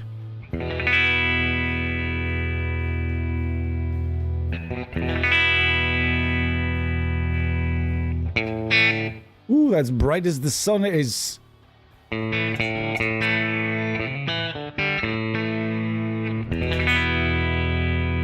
Yeah, this sounds awesome. This is one of the few, I'm pretty much the entire team here is on the Nembrini Audio beta list. Pardon me, I'm gonna get burpy. Excuse me. Guys, I'm gonna have to look through my mic stand at your comments today. What? I've been considering wrapping my guitar. Well, that's still, okay. Can't wait for that. It's only fair to all the people involved in the plugin. Yes. I myself will actually make, not for me, mind you, but the idea here is that in this one, we will actually make a small percentage, and that is going directly to the purchase of a new camera. That is the next thing that we need here is a new camera, and I'd like to get a new camera. So, and then the Razor can become a second angle. It's going to be great. It'll be fine. The Razor will become another angle that I can use on the desk. Maybe something that points down at the guitar. Whatever it is, we'll be able to use another angle. I don't have another angle right now because I don't have another camera. And I can just tell when I watch my stuff, our stuff rather, on like the TV YouTube, I can just tell that where we lack in the quality of the image quality. So going to be working on getting a new camera, and that is perfectly legitimate though. We're also going to be hopefully coming up with some merch this year. I have a local t-shirt printing company here in my city that I've talked to about doing a small order. We might be taking a pre-order. It'll just be, well, you know what? We'll get Bo to come up with something rad. It'll probably be our logo. And on the back, it's going to say MOMP. M-A-W-M-P. Let's MOMP. And if you don't know what that means, well, this one's, it's full of MOMP. Oh my gosh, this sounds wonderful. Sounds really good.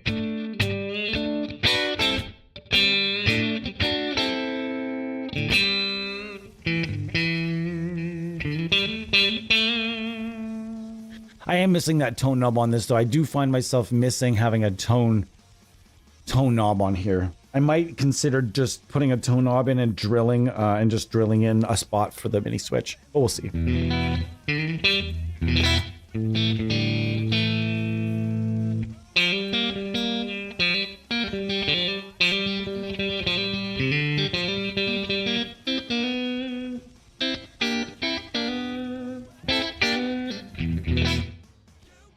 Man, I hope you guys are digging this, because I really am digging this. I feel very strong about this tone.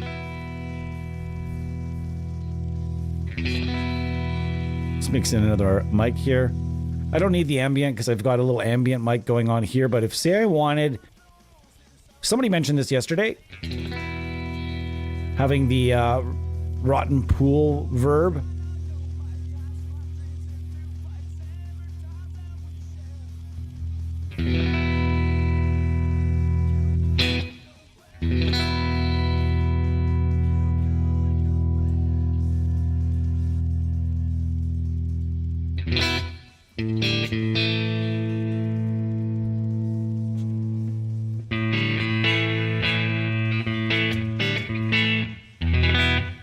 And then you can kind of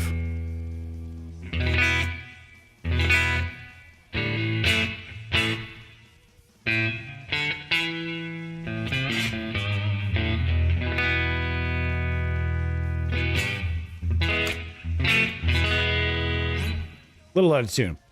This thing is awesome. I use this for a bunch of different stuff when I want something a little more eerie. This I just use mostly for me, guys. I've had many people ask, what is that on the bottom? And this is literally just a free reverb that I use to moisten things up in the headphones. I don't like dry guitar in my headphones. It sounds horrible. It just does. It sounds dry guitar in the headphones sounds like garbage. Garbage! And I don't like it. So that's the deal. Okay, now we're gonna keep going with this plugin right here because it's been very impressive so far. Okay, now I'm gonna try out some different cabs. Yeah.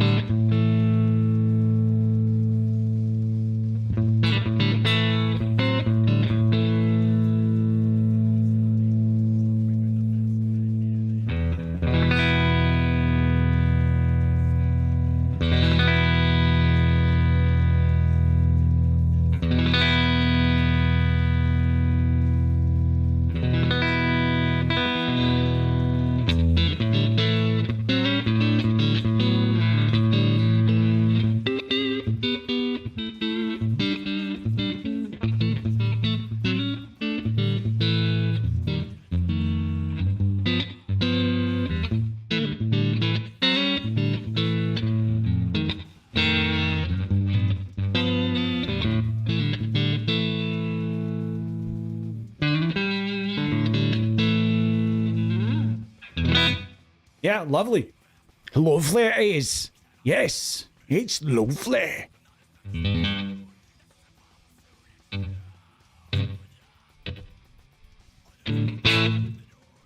Man, this is fun to use. This plugin, that is. All these plugins are fun to use. But right now in the chain, I simply have my Vitamin C old school, old ass freeware compressor. Why am I using it? I have no idea. It's just, it's easy going. I like to use it for squashy, squishy, westerny tones, and just got used to it. I should probably use something else, but I just never thought about it. It still sounds pretty good. Squashes the way I like it to. I'm using the double reverb by Nembrini Audio. This thing is awesome. Great clean tones. I'm really glad they did this because he did one called the Face Man that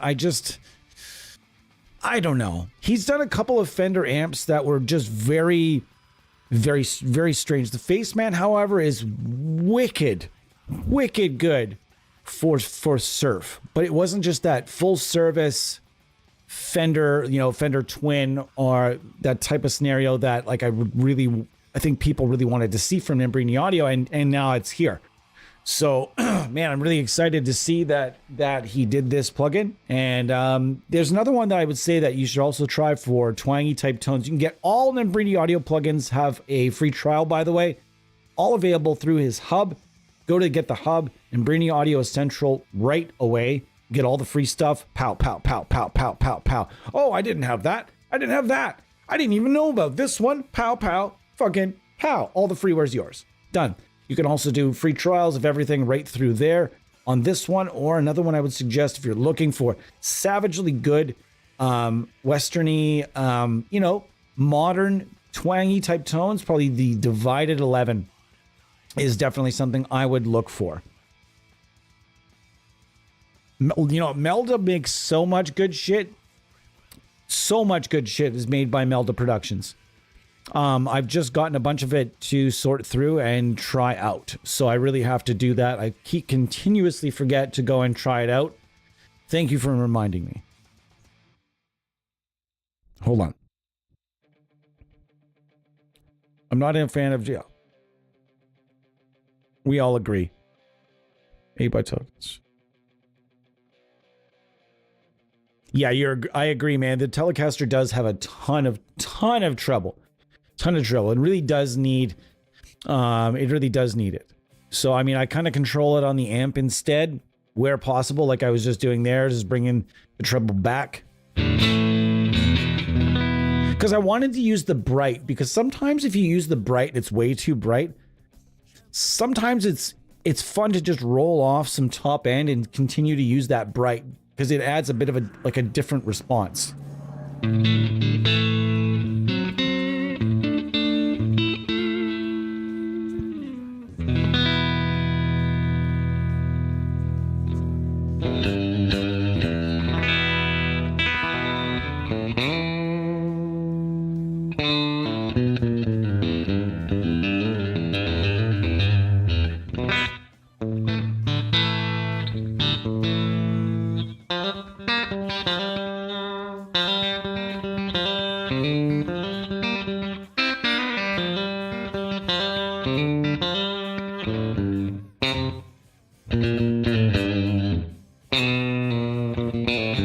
That was it. Yeah, finally.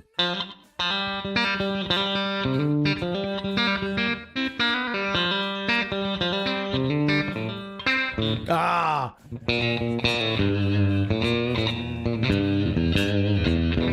This thing's great too. And this is an amp that you will see on a lot of stages with a lot of country players. You'll see a lot of Fender amps. Lots and lots and lots and lots of Fender amps, lots of Vox, lots of Dr. Z, lots of Matchless. And Dr. Z, come on, there's another plug. There is another analog company that all they've done is a little poke around with Amplitude, and that's not going to give it to you. You need to get, that's another company that, man, they need to just work with somebody on a licensed suite. And, you really do. You have to work with somebody on a licensed suite.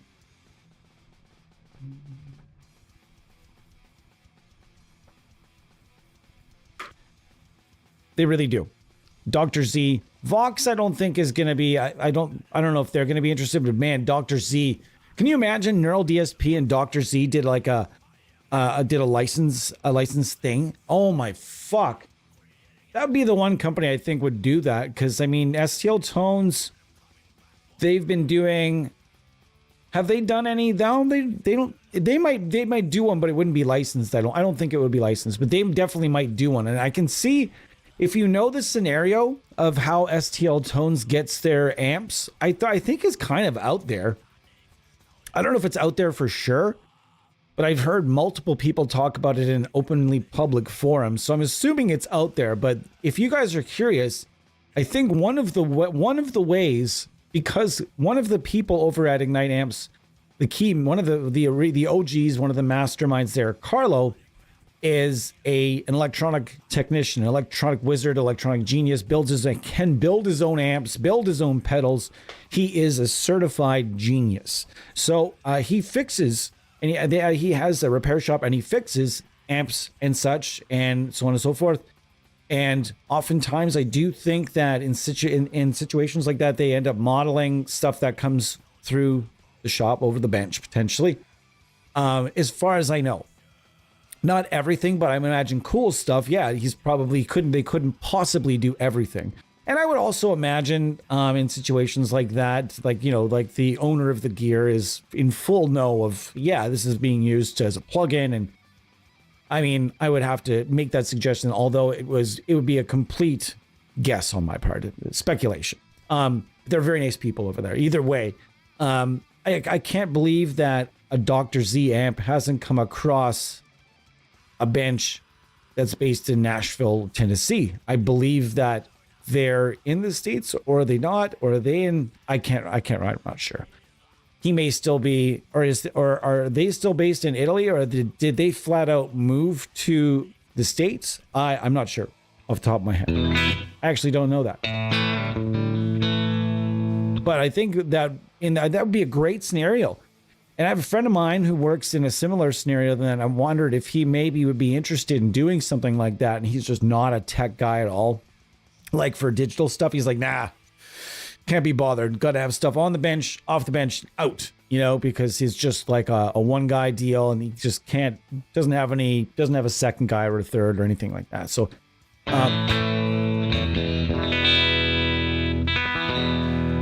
there is a plugin I should be using from STL Tones today, and you guys can check it out. Probably the best plugin they've ever done that for twangy type stuff, apart from the stuff in Amp Hub. You could just go and get the tonality.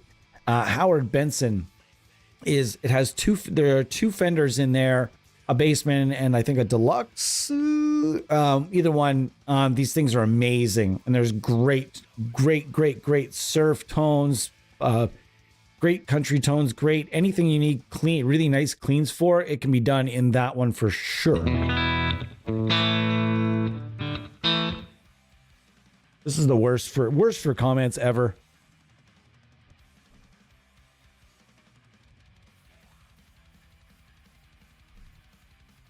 Yeah, Igor stuff is very, very good.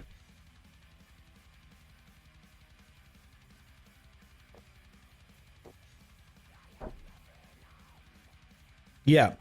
Dude, which one did you, the JMP preamp? Dude, you got to make sure you get the MP1 as well. Get that ADA and get that tri-axis as well. Get all three of those preamps. Those things are gold. Like, what a great thing. And I'm trying to talk Igor into creating a suite around the 9 gates. He did the 9 gates distortion, which is more of a preamp. And I can see a couple of demos where people are trying to put it out in front of an amp, and it's not meant to do that at all. That's not where it excels, in my opinion. Where it's going to excel is as a preamp, like you would use the any other preamp pedal. The best situation you're going to put that in is with, and he says it right in the thing, is like you're going to need an IR loader, and then you probably want to use this or that. It's like, why not just build a suite around that thing? Give the 9 gates, call it the 9 gates Pro. And build a suite around it. Give it some of the best cabinets that he has. I'm just gonna make myself a note to continue to harass Igor. Harass Igor. Okay, I'm gonna harass Igor about that even more, because I think that would rock. If you agree with me, tell me in the comments. I think that 9 gates would be really cool. Or just go download from Embrini Audio, go get the free trial of the 9 gates, put it together with, say, the Ignite Amps TPA1 and an IR loader, load it up with some big beefy giant cabs, maybe throw a tube screamer in the front, and let me know what you think. How does it sound? We're gonna do that in a stream today. Maybe we're gonna do some of that. What is coming up today? Well, I'm glad you asked. You didn't ask, but that's all right. What's coming up today is we are going to do a bunch of stuff.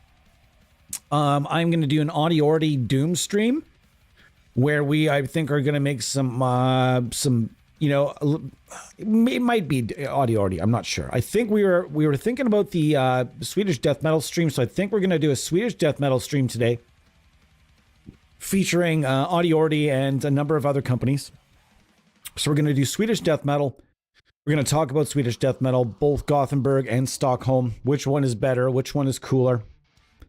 I will see if just maybe, just maybe Marco Tervonen is available for this. Maybe. I'll see if I can twist his arm to come and hang out with us for a couple of hours. Don't know what that time that's going to be. And then later tonight, I am pulling out the 1978 Studio Lord, which I recently put the pickups, the original pickups from 1978, have gone back into it. And I'm going to bring that in here tonight, and we are going to make some Doom sounds. And that should be fun. That'll be multi-developer. We're going to make some Doom sounds, find the best tones we can find for Doom, drone, van rock, even get a little old school with it. When I say van rock, I mean more like stoner rock, like your Caius or your Fu Manchu versus Doom, which is more like your Monolord or your Monolord or Electric Wizard. This is how I kind of usually separate things. Queens of the Stone Age also falls over here, whereas over here you're going to see like just the stuff that's a little bit more sludgy and drudgy, right? So we're going to talk about two different styles of Doom. We're going to talk about stoner rock, and we're going to talk about Doom sludge drone. And then on the other side of it, the very next stream today is going to be about Swedish death metal, and we're talking about stuff like Entombed and Bloodbath on the one side. And then on the other side, we'll be talking about stuff like In Flames and Soilwork. That's the two different sides, two different separations in the sound over there. So that'll be coming up pretty much right after this one. I am looking to stream a lot today. And so we're going to keep going with this wonderful stream. We're going to make sure we give away our bundle today.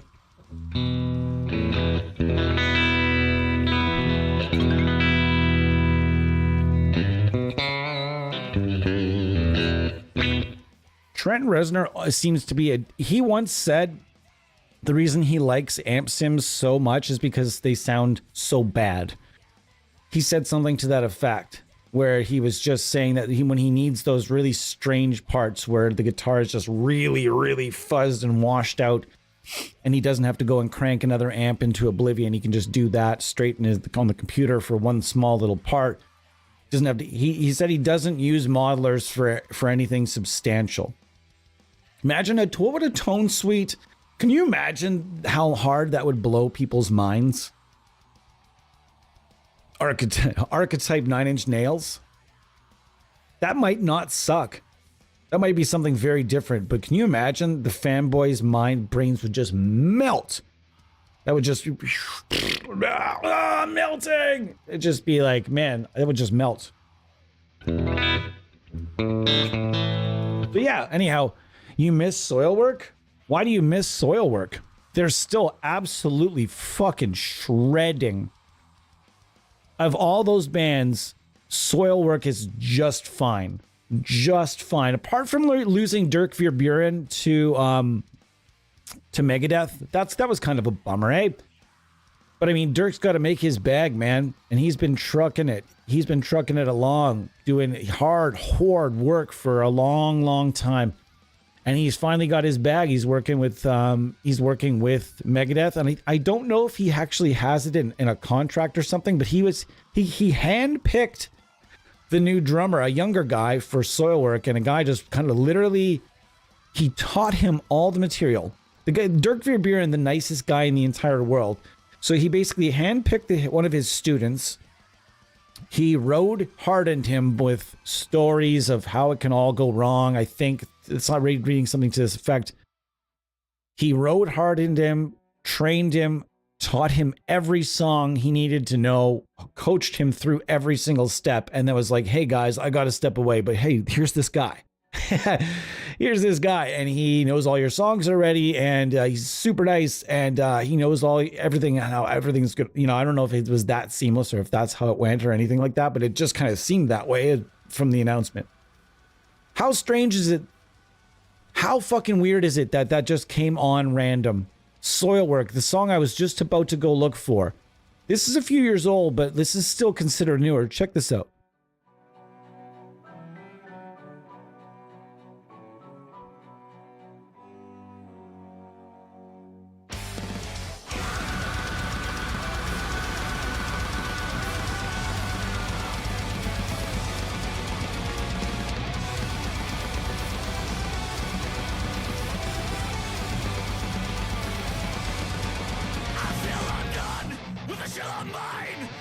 Fuck, speak and sing.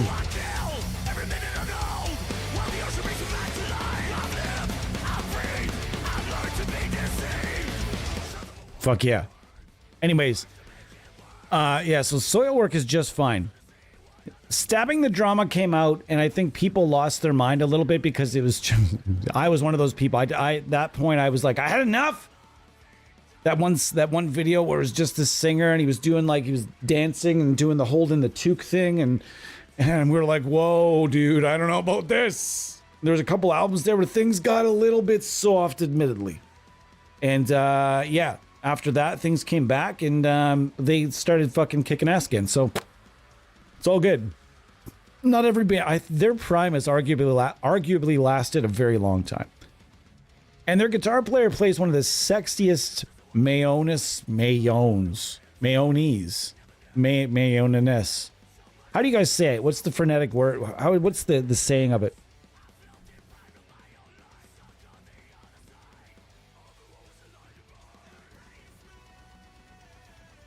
I mean, Paramore.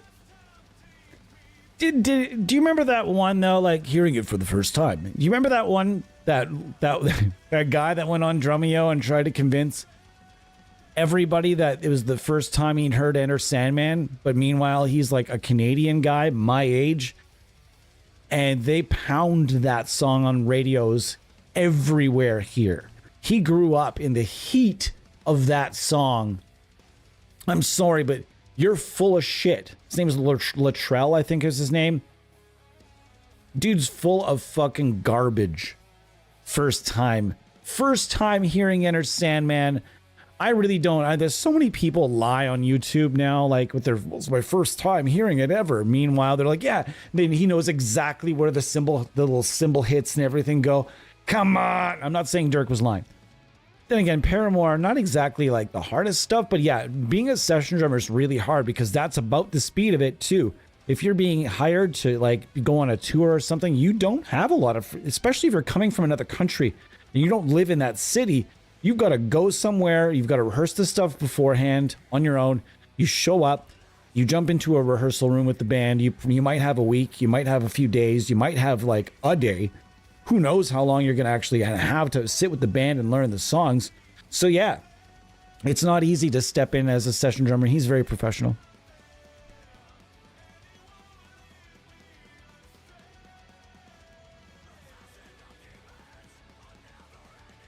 Hey, how's it going, Mesa? What's up? What country is strange? Canada? My country is strange? Come on down.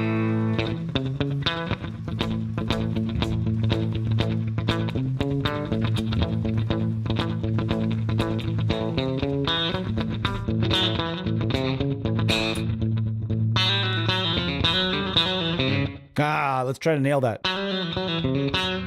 Fuck, let's try to nail it. All right, let's do it. Oh my gosh, can you please?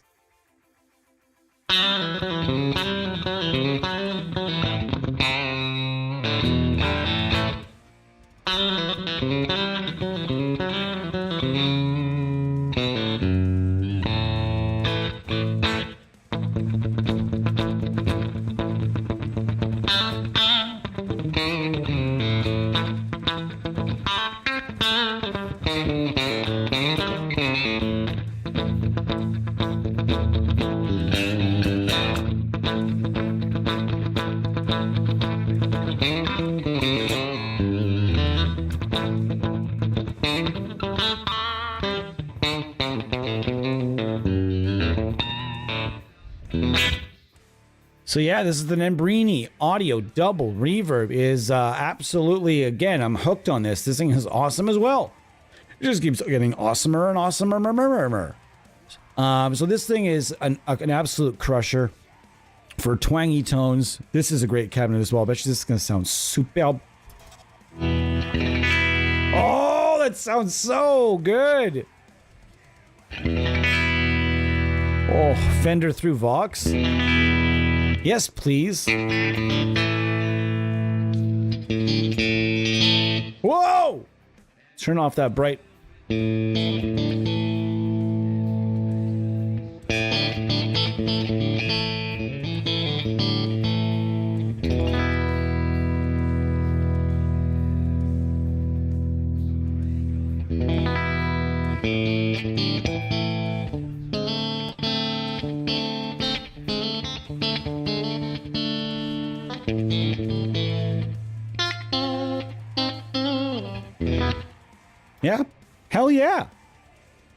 Some great cabinets in here. Everything sounds phenomenal, and I think you guys are going to have a lot of fun with it. It's on sale, I do believe, right now. In fact, Nembrini Audio always seems to be having a sale. And if it's near a holiday of any kind, then it's guarantee it's going to be a sale. They're blowing stuff up over there, man. You got to go and get a piece because Nembrini Audio, he's got the resume, he's got the selection, he's got the prices, he's got the sound, the tone, the feel, the warmth. Get your hands on it. Authentic, realistic sounding renditions of many different amps that you're only going to find at Nembrini Audio. And also, I might add to those of you that are out there that are looking to potentially create some demo work, and you guys want to do some. As always, I'm gonna start saying it more because we do work with a lot of developers. If you're out there and you want to create content, and you want to trade content for free plugins, and you're just getting started, you've got a good quality camera, you know how to do some editing, etc., etc. If you're out there and you've got good quality content, meaning it sounds and looks solid, we don't necessarily care how many followers you have. A lot of developers just want to get some really cool stuff made with their stuff that they can put out there. So if you're one of those people, you want to get started, do hit me up, theampsimuniverse@gmail.com. I will put you in touch with the powers that be, or just flat out get the licenses taken care of for you. That's one of the things we do just for fun around here. So if you're out there and you're thinking about creating content, or you already do, and you're watching this now or after the fact, if that's you, get at me. Get at us as a team here. We will set you up with the powers that be to get started. Make sure we get you some shares from the developers and from ourselves. We are here to help you as well. All right, guys. So we're going to move along from the Nembrini Audio double reverb. And I'm going to be on here on this stream for a couple more minutes before we move along. I really want to get just a little bit of time in with the Mixwave Milkman Creamer. It gives you the opportunity of 6V6, 6L6, or 5881 tubes. And if Bo wants to do the explanation of the 6V6, he'd be welcome. If Bo's here. I realize it's Christmas Eve, and expecting people to be around all day is one thing. We are going to be giving away a fantastic bunch of stuff today, tomorrow, the next day, the next day, the next day, the next day, the next day, every day. It's just great, the support we've had.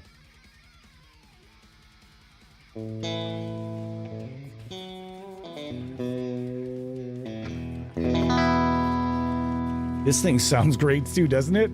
Wow. Wowskis. So we've got that. We've got this guy right here, as you guys became familiar with earlier. We've got some verb. We can get this going. Got the amp.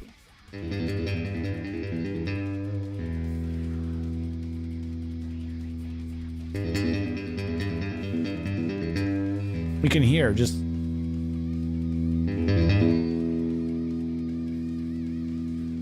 All right. And there's a very elaborate cab section. Almost too elaborate for most, but I would say, I wouldn't say too elaborate for most. I would say it's just maybe overkill for most. If you look at, you can just tell there was a producer involved with this company. Because if you look at it, is it this one? Yeah. All right. So you have, these are the mics available. I've never seen so many mics available inside a plugin suite in my life. Now I see the price of the Mixwave stuff, and I see all these. So there's going to be an IR matrix that's had to be built for each one of these mics. Guys, that's a lot of IRs. And again, we've explained this a lot of times with how these work. Be great if I just had a cube here, but picture a cube, picture one of those base 10 cubes that you see in schools, where it's got, the 10 across, 10, 10, 10, 10, 10, 10, 10, 10, 10 everywhere, until you get a cube. Each one of those cubes, those small cubes inside the large cube, represents an IR. You have to take that IR, put it in each one of these cubes, in the giant cube, so that when you're playing pin the tail on the donkey with your mic and you're moving it around, as you move over those IR files, you're triggering the IR files. Okay, so wherever you place that is the particular IR file that's been shot with that mic at that distance at that position. So it is quite difficult to put these together. These are not easy, and there's a lot of IRs inside these cubes. So you have to shoot each one of those IRs. Not only do you have to shoot each one of those IRs, but you also have to take it and place it in the matrix and make sure everything is tested and everything else. All right, hit the mic there, guys. So that as you do that, that's hours and hours and hours and hours and hours and hours of work shooting those IRs. It would be interesting to see, like, with them shooting all these IRs, it'd be cool to see Mixwave do IR packs as well, because they could be doing IR packs to even additionally capitalize on some really great sounding cabinets that they've done here with a lot of mics. You think about the average IR pack doesn't have this many mics, not even close. So if you think they could probably do fairly well, maybe next time I'm talking to Ernie over there, or Dave, I will make a mention that maybe they should look into that, because they could probably sell the packs for a reasonable dollar. So the reason I'm talking about this is when it comes to the price, the labor put into shooting all of these IRs for this to be able to do this and move it all around. So like as I'm scrolling right to left, I might be hitting a bunch of different IRs here. There could be 10, 15 different IRs across. There could be 5. I'm not sure. And then of course you go back and forth, and you go one side to the other. So that's a bunch of IRs in this. So you're going to have one layer of IRs. This could be 100 IRs right here. Could be 50. But each one of these mics is going to have probably ballpark minimum 50 IRs attached to it.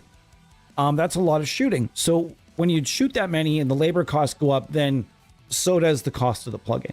So if you're curious, that could be an issue. That could be a situation where I think that maybe in this particular situation, they've gone pretty crazy, right? They've gone pretty nuts. So, I mean, not a bad thing, just liking to talk about it. So we're going to go with this massive clean sound here and see what happens. Neat. So they have the spring verb engaged here. Yes, you're right. The Nembrini Aguilar is fantastic. I think they call it the bass hammer. The Black Ice Beta Gamma is superb. And that really interesting bass driver pro they have, which is like a heavily modified bass driver DI, Sansamp Tech 21. It's heavily modified. But if you are a tone junkie and you're the type of person that really always wanted a bass driver DI that you could fully customize on a much larger scale, this is going to be for you. So Nembrini Audio, yes, they have your bass needs also taken care of in a huge way. Lots of really great bass stuff there. This thing sounds good too.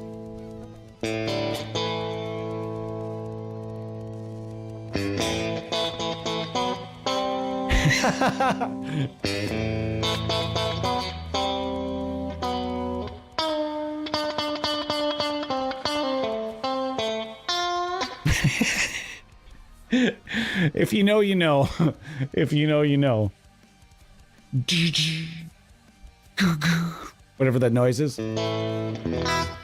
Yeah, so this is basically Dire Straits' Tone in a Box, is what I'm hearing right now. I've actually never looked Mark Knopfler up. I've never looked Mark Knopfler's gear up.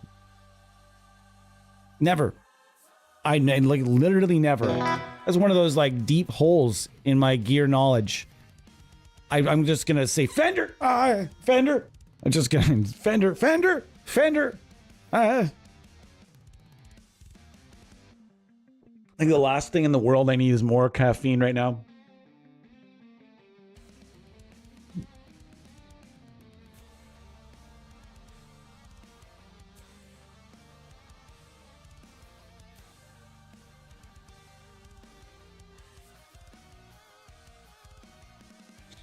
Yeah, there are a lot of conspiracy theories out there, Freyskin, about how certain developers maybe you doing things a little bit in more of the black box manner. Maybe there's a lot of theories, okay? But I wouldn't necessarily suggest that that's happening with a lot of developers. No. I know most developers using like that IR matrix. Then you see developers like Kazrog, where he just says, "No, fuck that. I'm not going to even bother. I'm going to give you the IR files. You can click the fucking thing, click the file, and you can go and click back and forth." Honestly, the 3D IR matrix, you guys have heard me talk about them before. Yeah, they're cool, but they're not necessary. In fact, they're counterproductive. They make the plugins more expensive. They also essentially guarantee that the plugins are going to require more resources, especially while you're playing pin the tail on a donkey, as you're moving it around trying to find the right spot. And why I call it pin the tail on the donkey is because the majority of amp sim users, including myself, I am not an expert at miking up a cabinet. I've done it literally thousands of times. I'm not an expert by any means. Thousands of mics. I've done it thousands of times.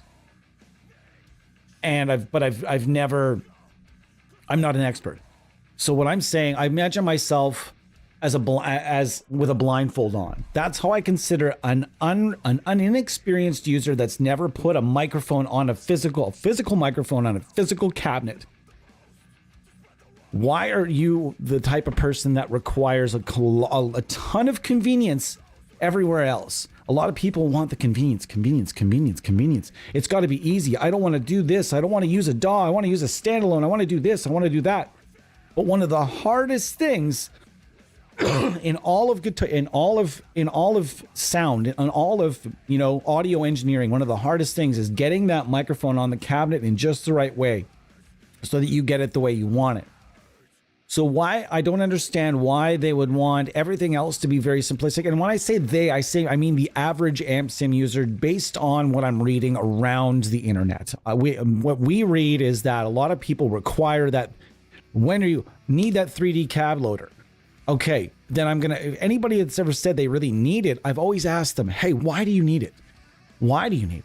Well, I like putting it where I want it. Okay, I understand. But if they're giving you the file that represents that particular position, and they're charging you less for the plugin, and there's less resources required for, potentially the laptop you may or may not be using, I don't understand why there's this dependency on something that is quite difficult to nail down versus needing convenience for the easier things involved with audio production. Again, this is just a conversation we're having, guys.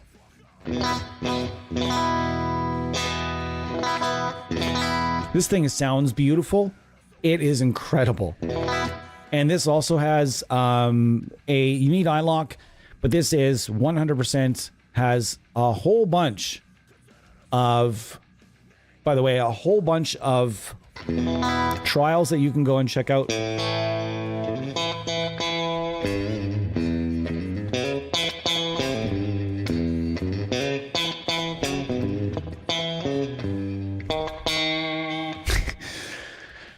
This thing is awesome, and they have a great selection over at Mixwave. Pardon me. Their selection is awesome, and they have some very strange selections. I have not been a fan of their signature efforts so far. Their licensed efforts have been fan-fucking-tastic. Their signature stuff so far, the Mike Stringer and the Jason Richardson, I didn't feel it. I wasn't feeling it. The Mike Stringer plugin looks strange to me. It doesn't look like the Mike Stringer plugin, for example, fits in the same line with the Benson Chimera and the Milkman here. It just looks completely different. It just doesn't feel to me like that's something that fits in the same line as these. Sound-wise, it had some great cleans and everything, but I'm thinking, like, if you're really wanting to experience the top of the heap of what Mixwave has to offer, here's my thought. Go for the Milkman or the Chimera. Neither one of those plugins will disappoint you unless you're going in looking for high gain metal. In that case, if you really want high gain metal, I would try out the Jason Richardson and Mike Stringer packs. They might be for you. They might not be. So for me, I feel like I can't think of another guitar player that has 2 suites. And Jason Richardson has 2 now. And I don't know that either one. This is a really, really great guitar player that deserves a really great suite. And I just I don't feel like he's gotten it yet. It's a bummer. I'm not saying either of the plugins is fucking terrible. Well, no, the one from JST is not great. But I as a guitar player, I would love to see I don't know. You guys try the Jason Richardson from Mixwave and see if you guys like it. See if I'm wrong. Maybe I'm wrong. All right, guys. So I just finished using S-Gear. Go back in the stream. I can't. I'm going to try this, though. Hold on. The hell was that? You're going to have to tell me how to say your name. Ilmyris. I'm going to get it.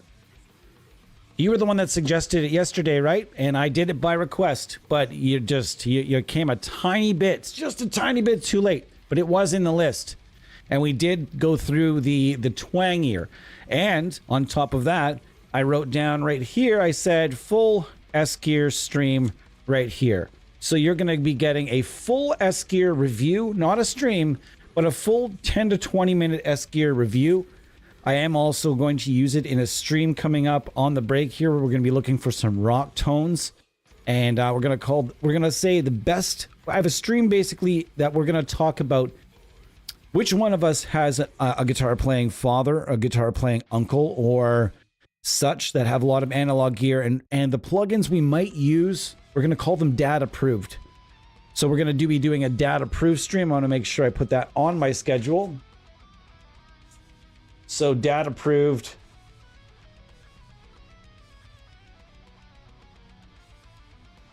Okay, so we're going to do a dad approved stream, and we're going to make the S-Gear is going to be a front and foremost topic. Today we are coming back in just a little bit. I'm going to be back probably around 3 o'clock or so, and we're going to do a few hours on the Gothenburg versus Stockholm styles of death metal, Swedish death metal. A little bit of chainsaw. The other side will be a little bit of 5150. And we're going to have a lot of fun. We're going to talk about Bloodbath. We're going to talk about Smothered. We're going to talk about Entombed. We're going to talk about Darkane. We'll talk about In Flames when they were still good. We're going to talk about Soilwork. We're going to talk about Dark Tranquility. At the Gates. At the Gates always fit down the middle, though, didn't they? They're a little more on the Stockholm side, but they just kind of ended up sort of going down the middle. And there was bands like that, like The Crown, Marco Tervonen. We're going to try to get him in here for a chit chat to see if he wants to drop in. But if we can't get him, we can't get him. We'll get him another time. Okay, guys. So my challenge for you in the meantime, the next little while, I forgot about, we're going to be giving away something kind of special today.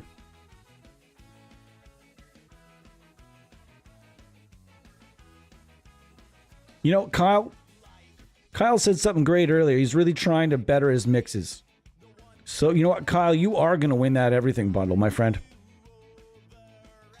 We are going to make sure you get that everything bundle. I'll talk to Ray. Again, prize delivery. Your Wavemind will be coming at you today. And your Fuse Audio Labs, I'll have to talk to Ray. Please do, in the meantime, create an account.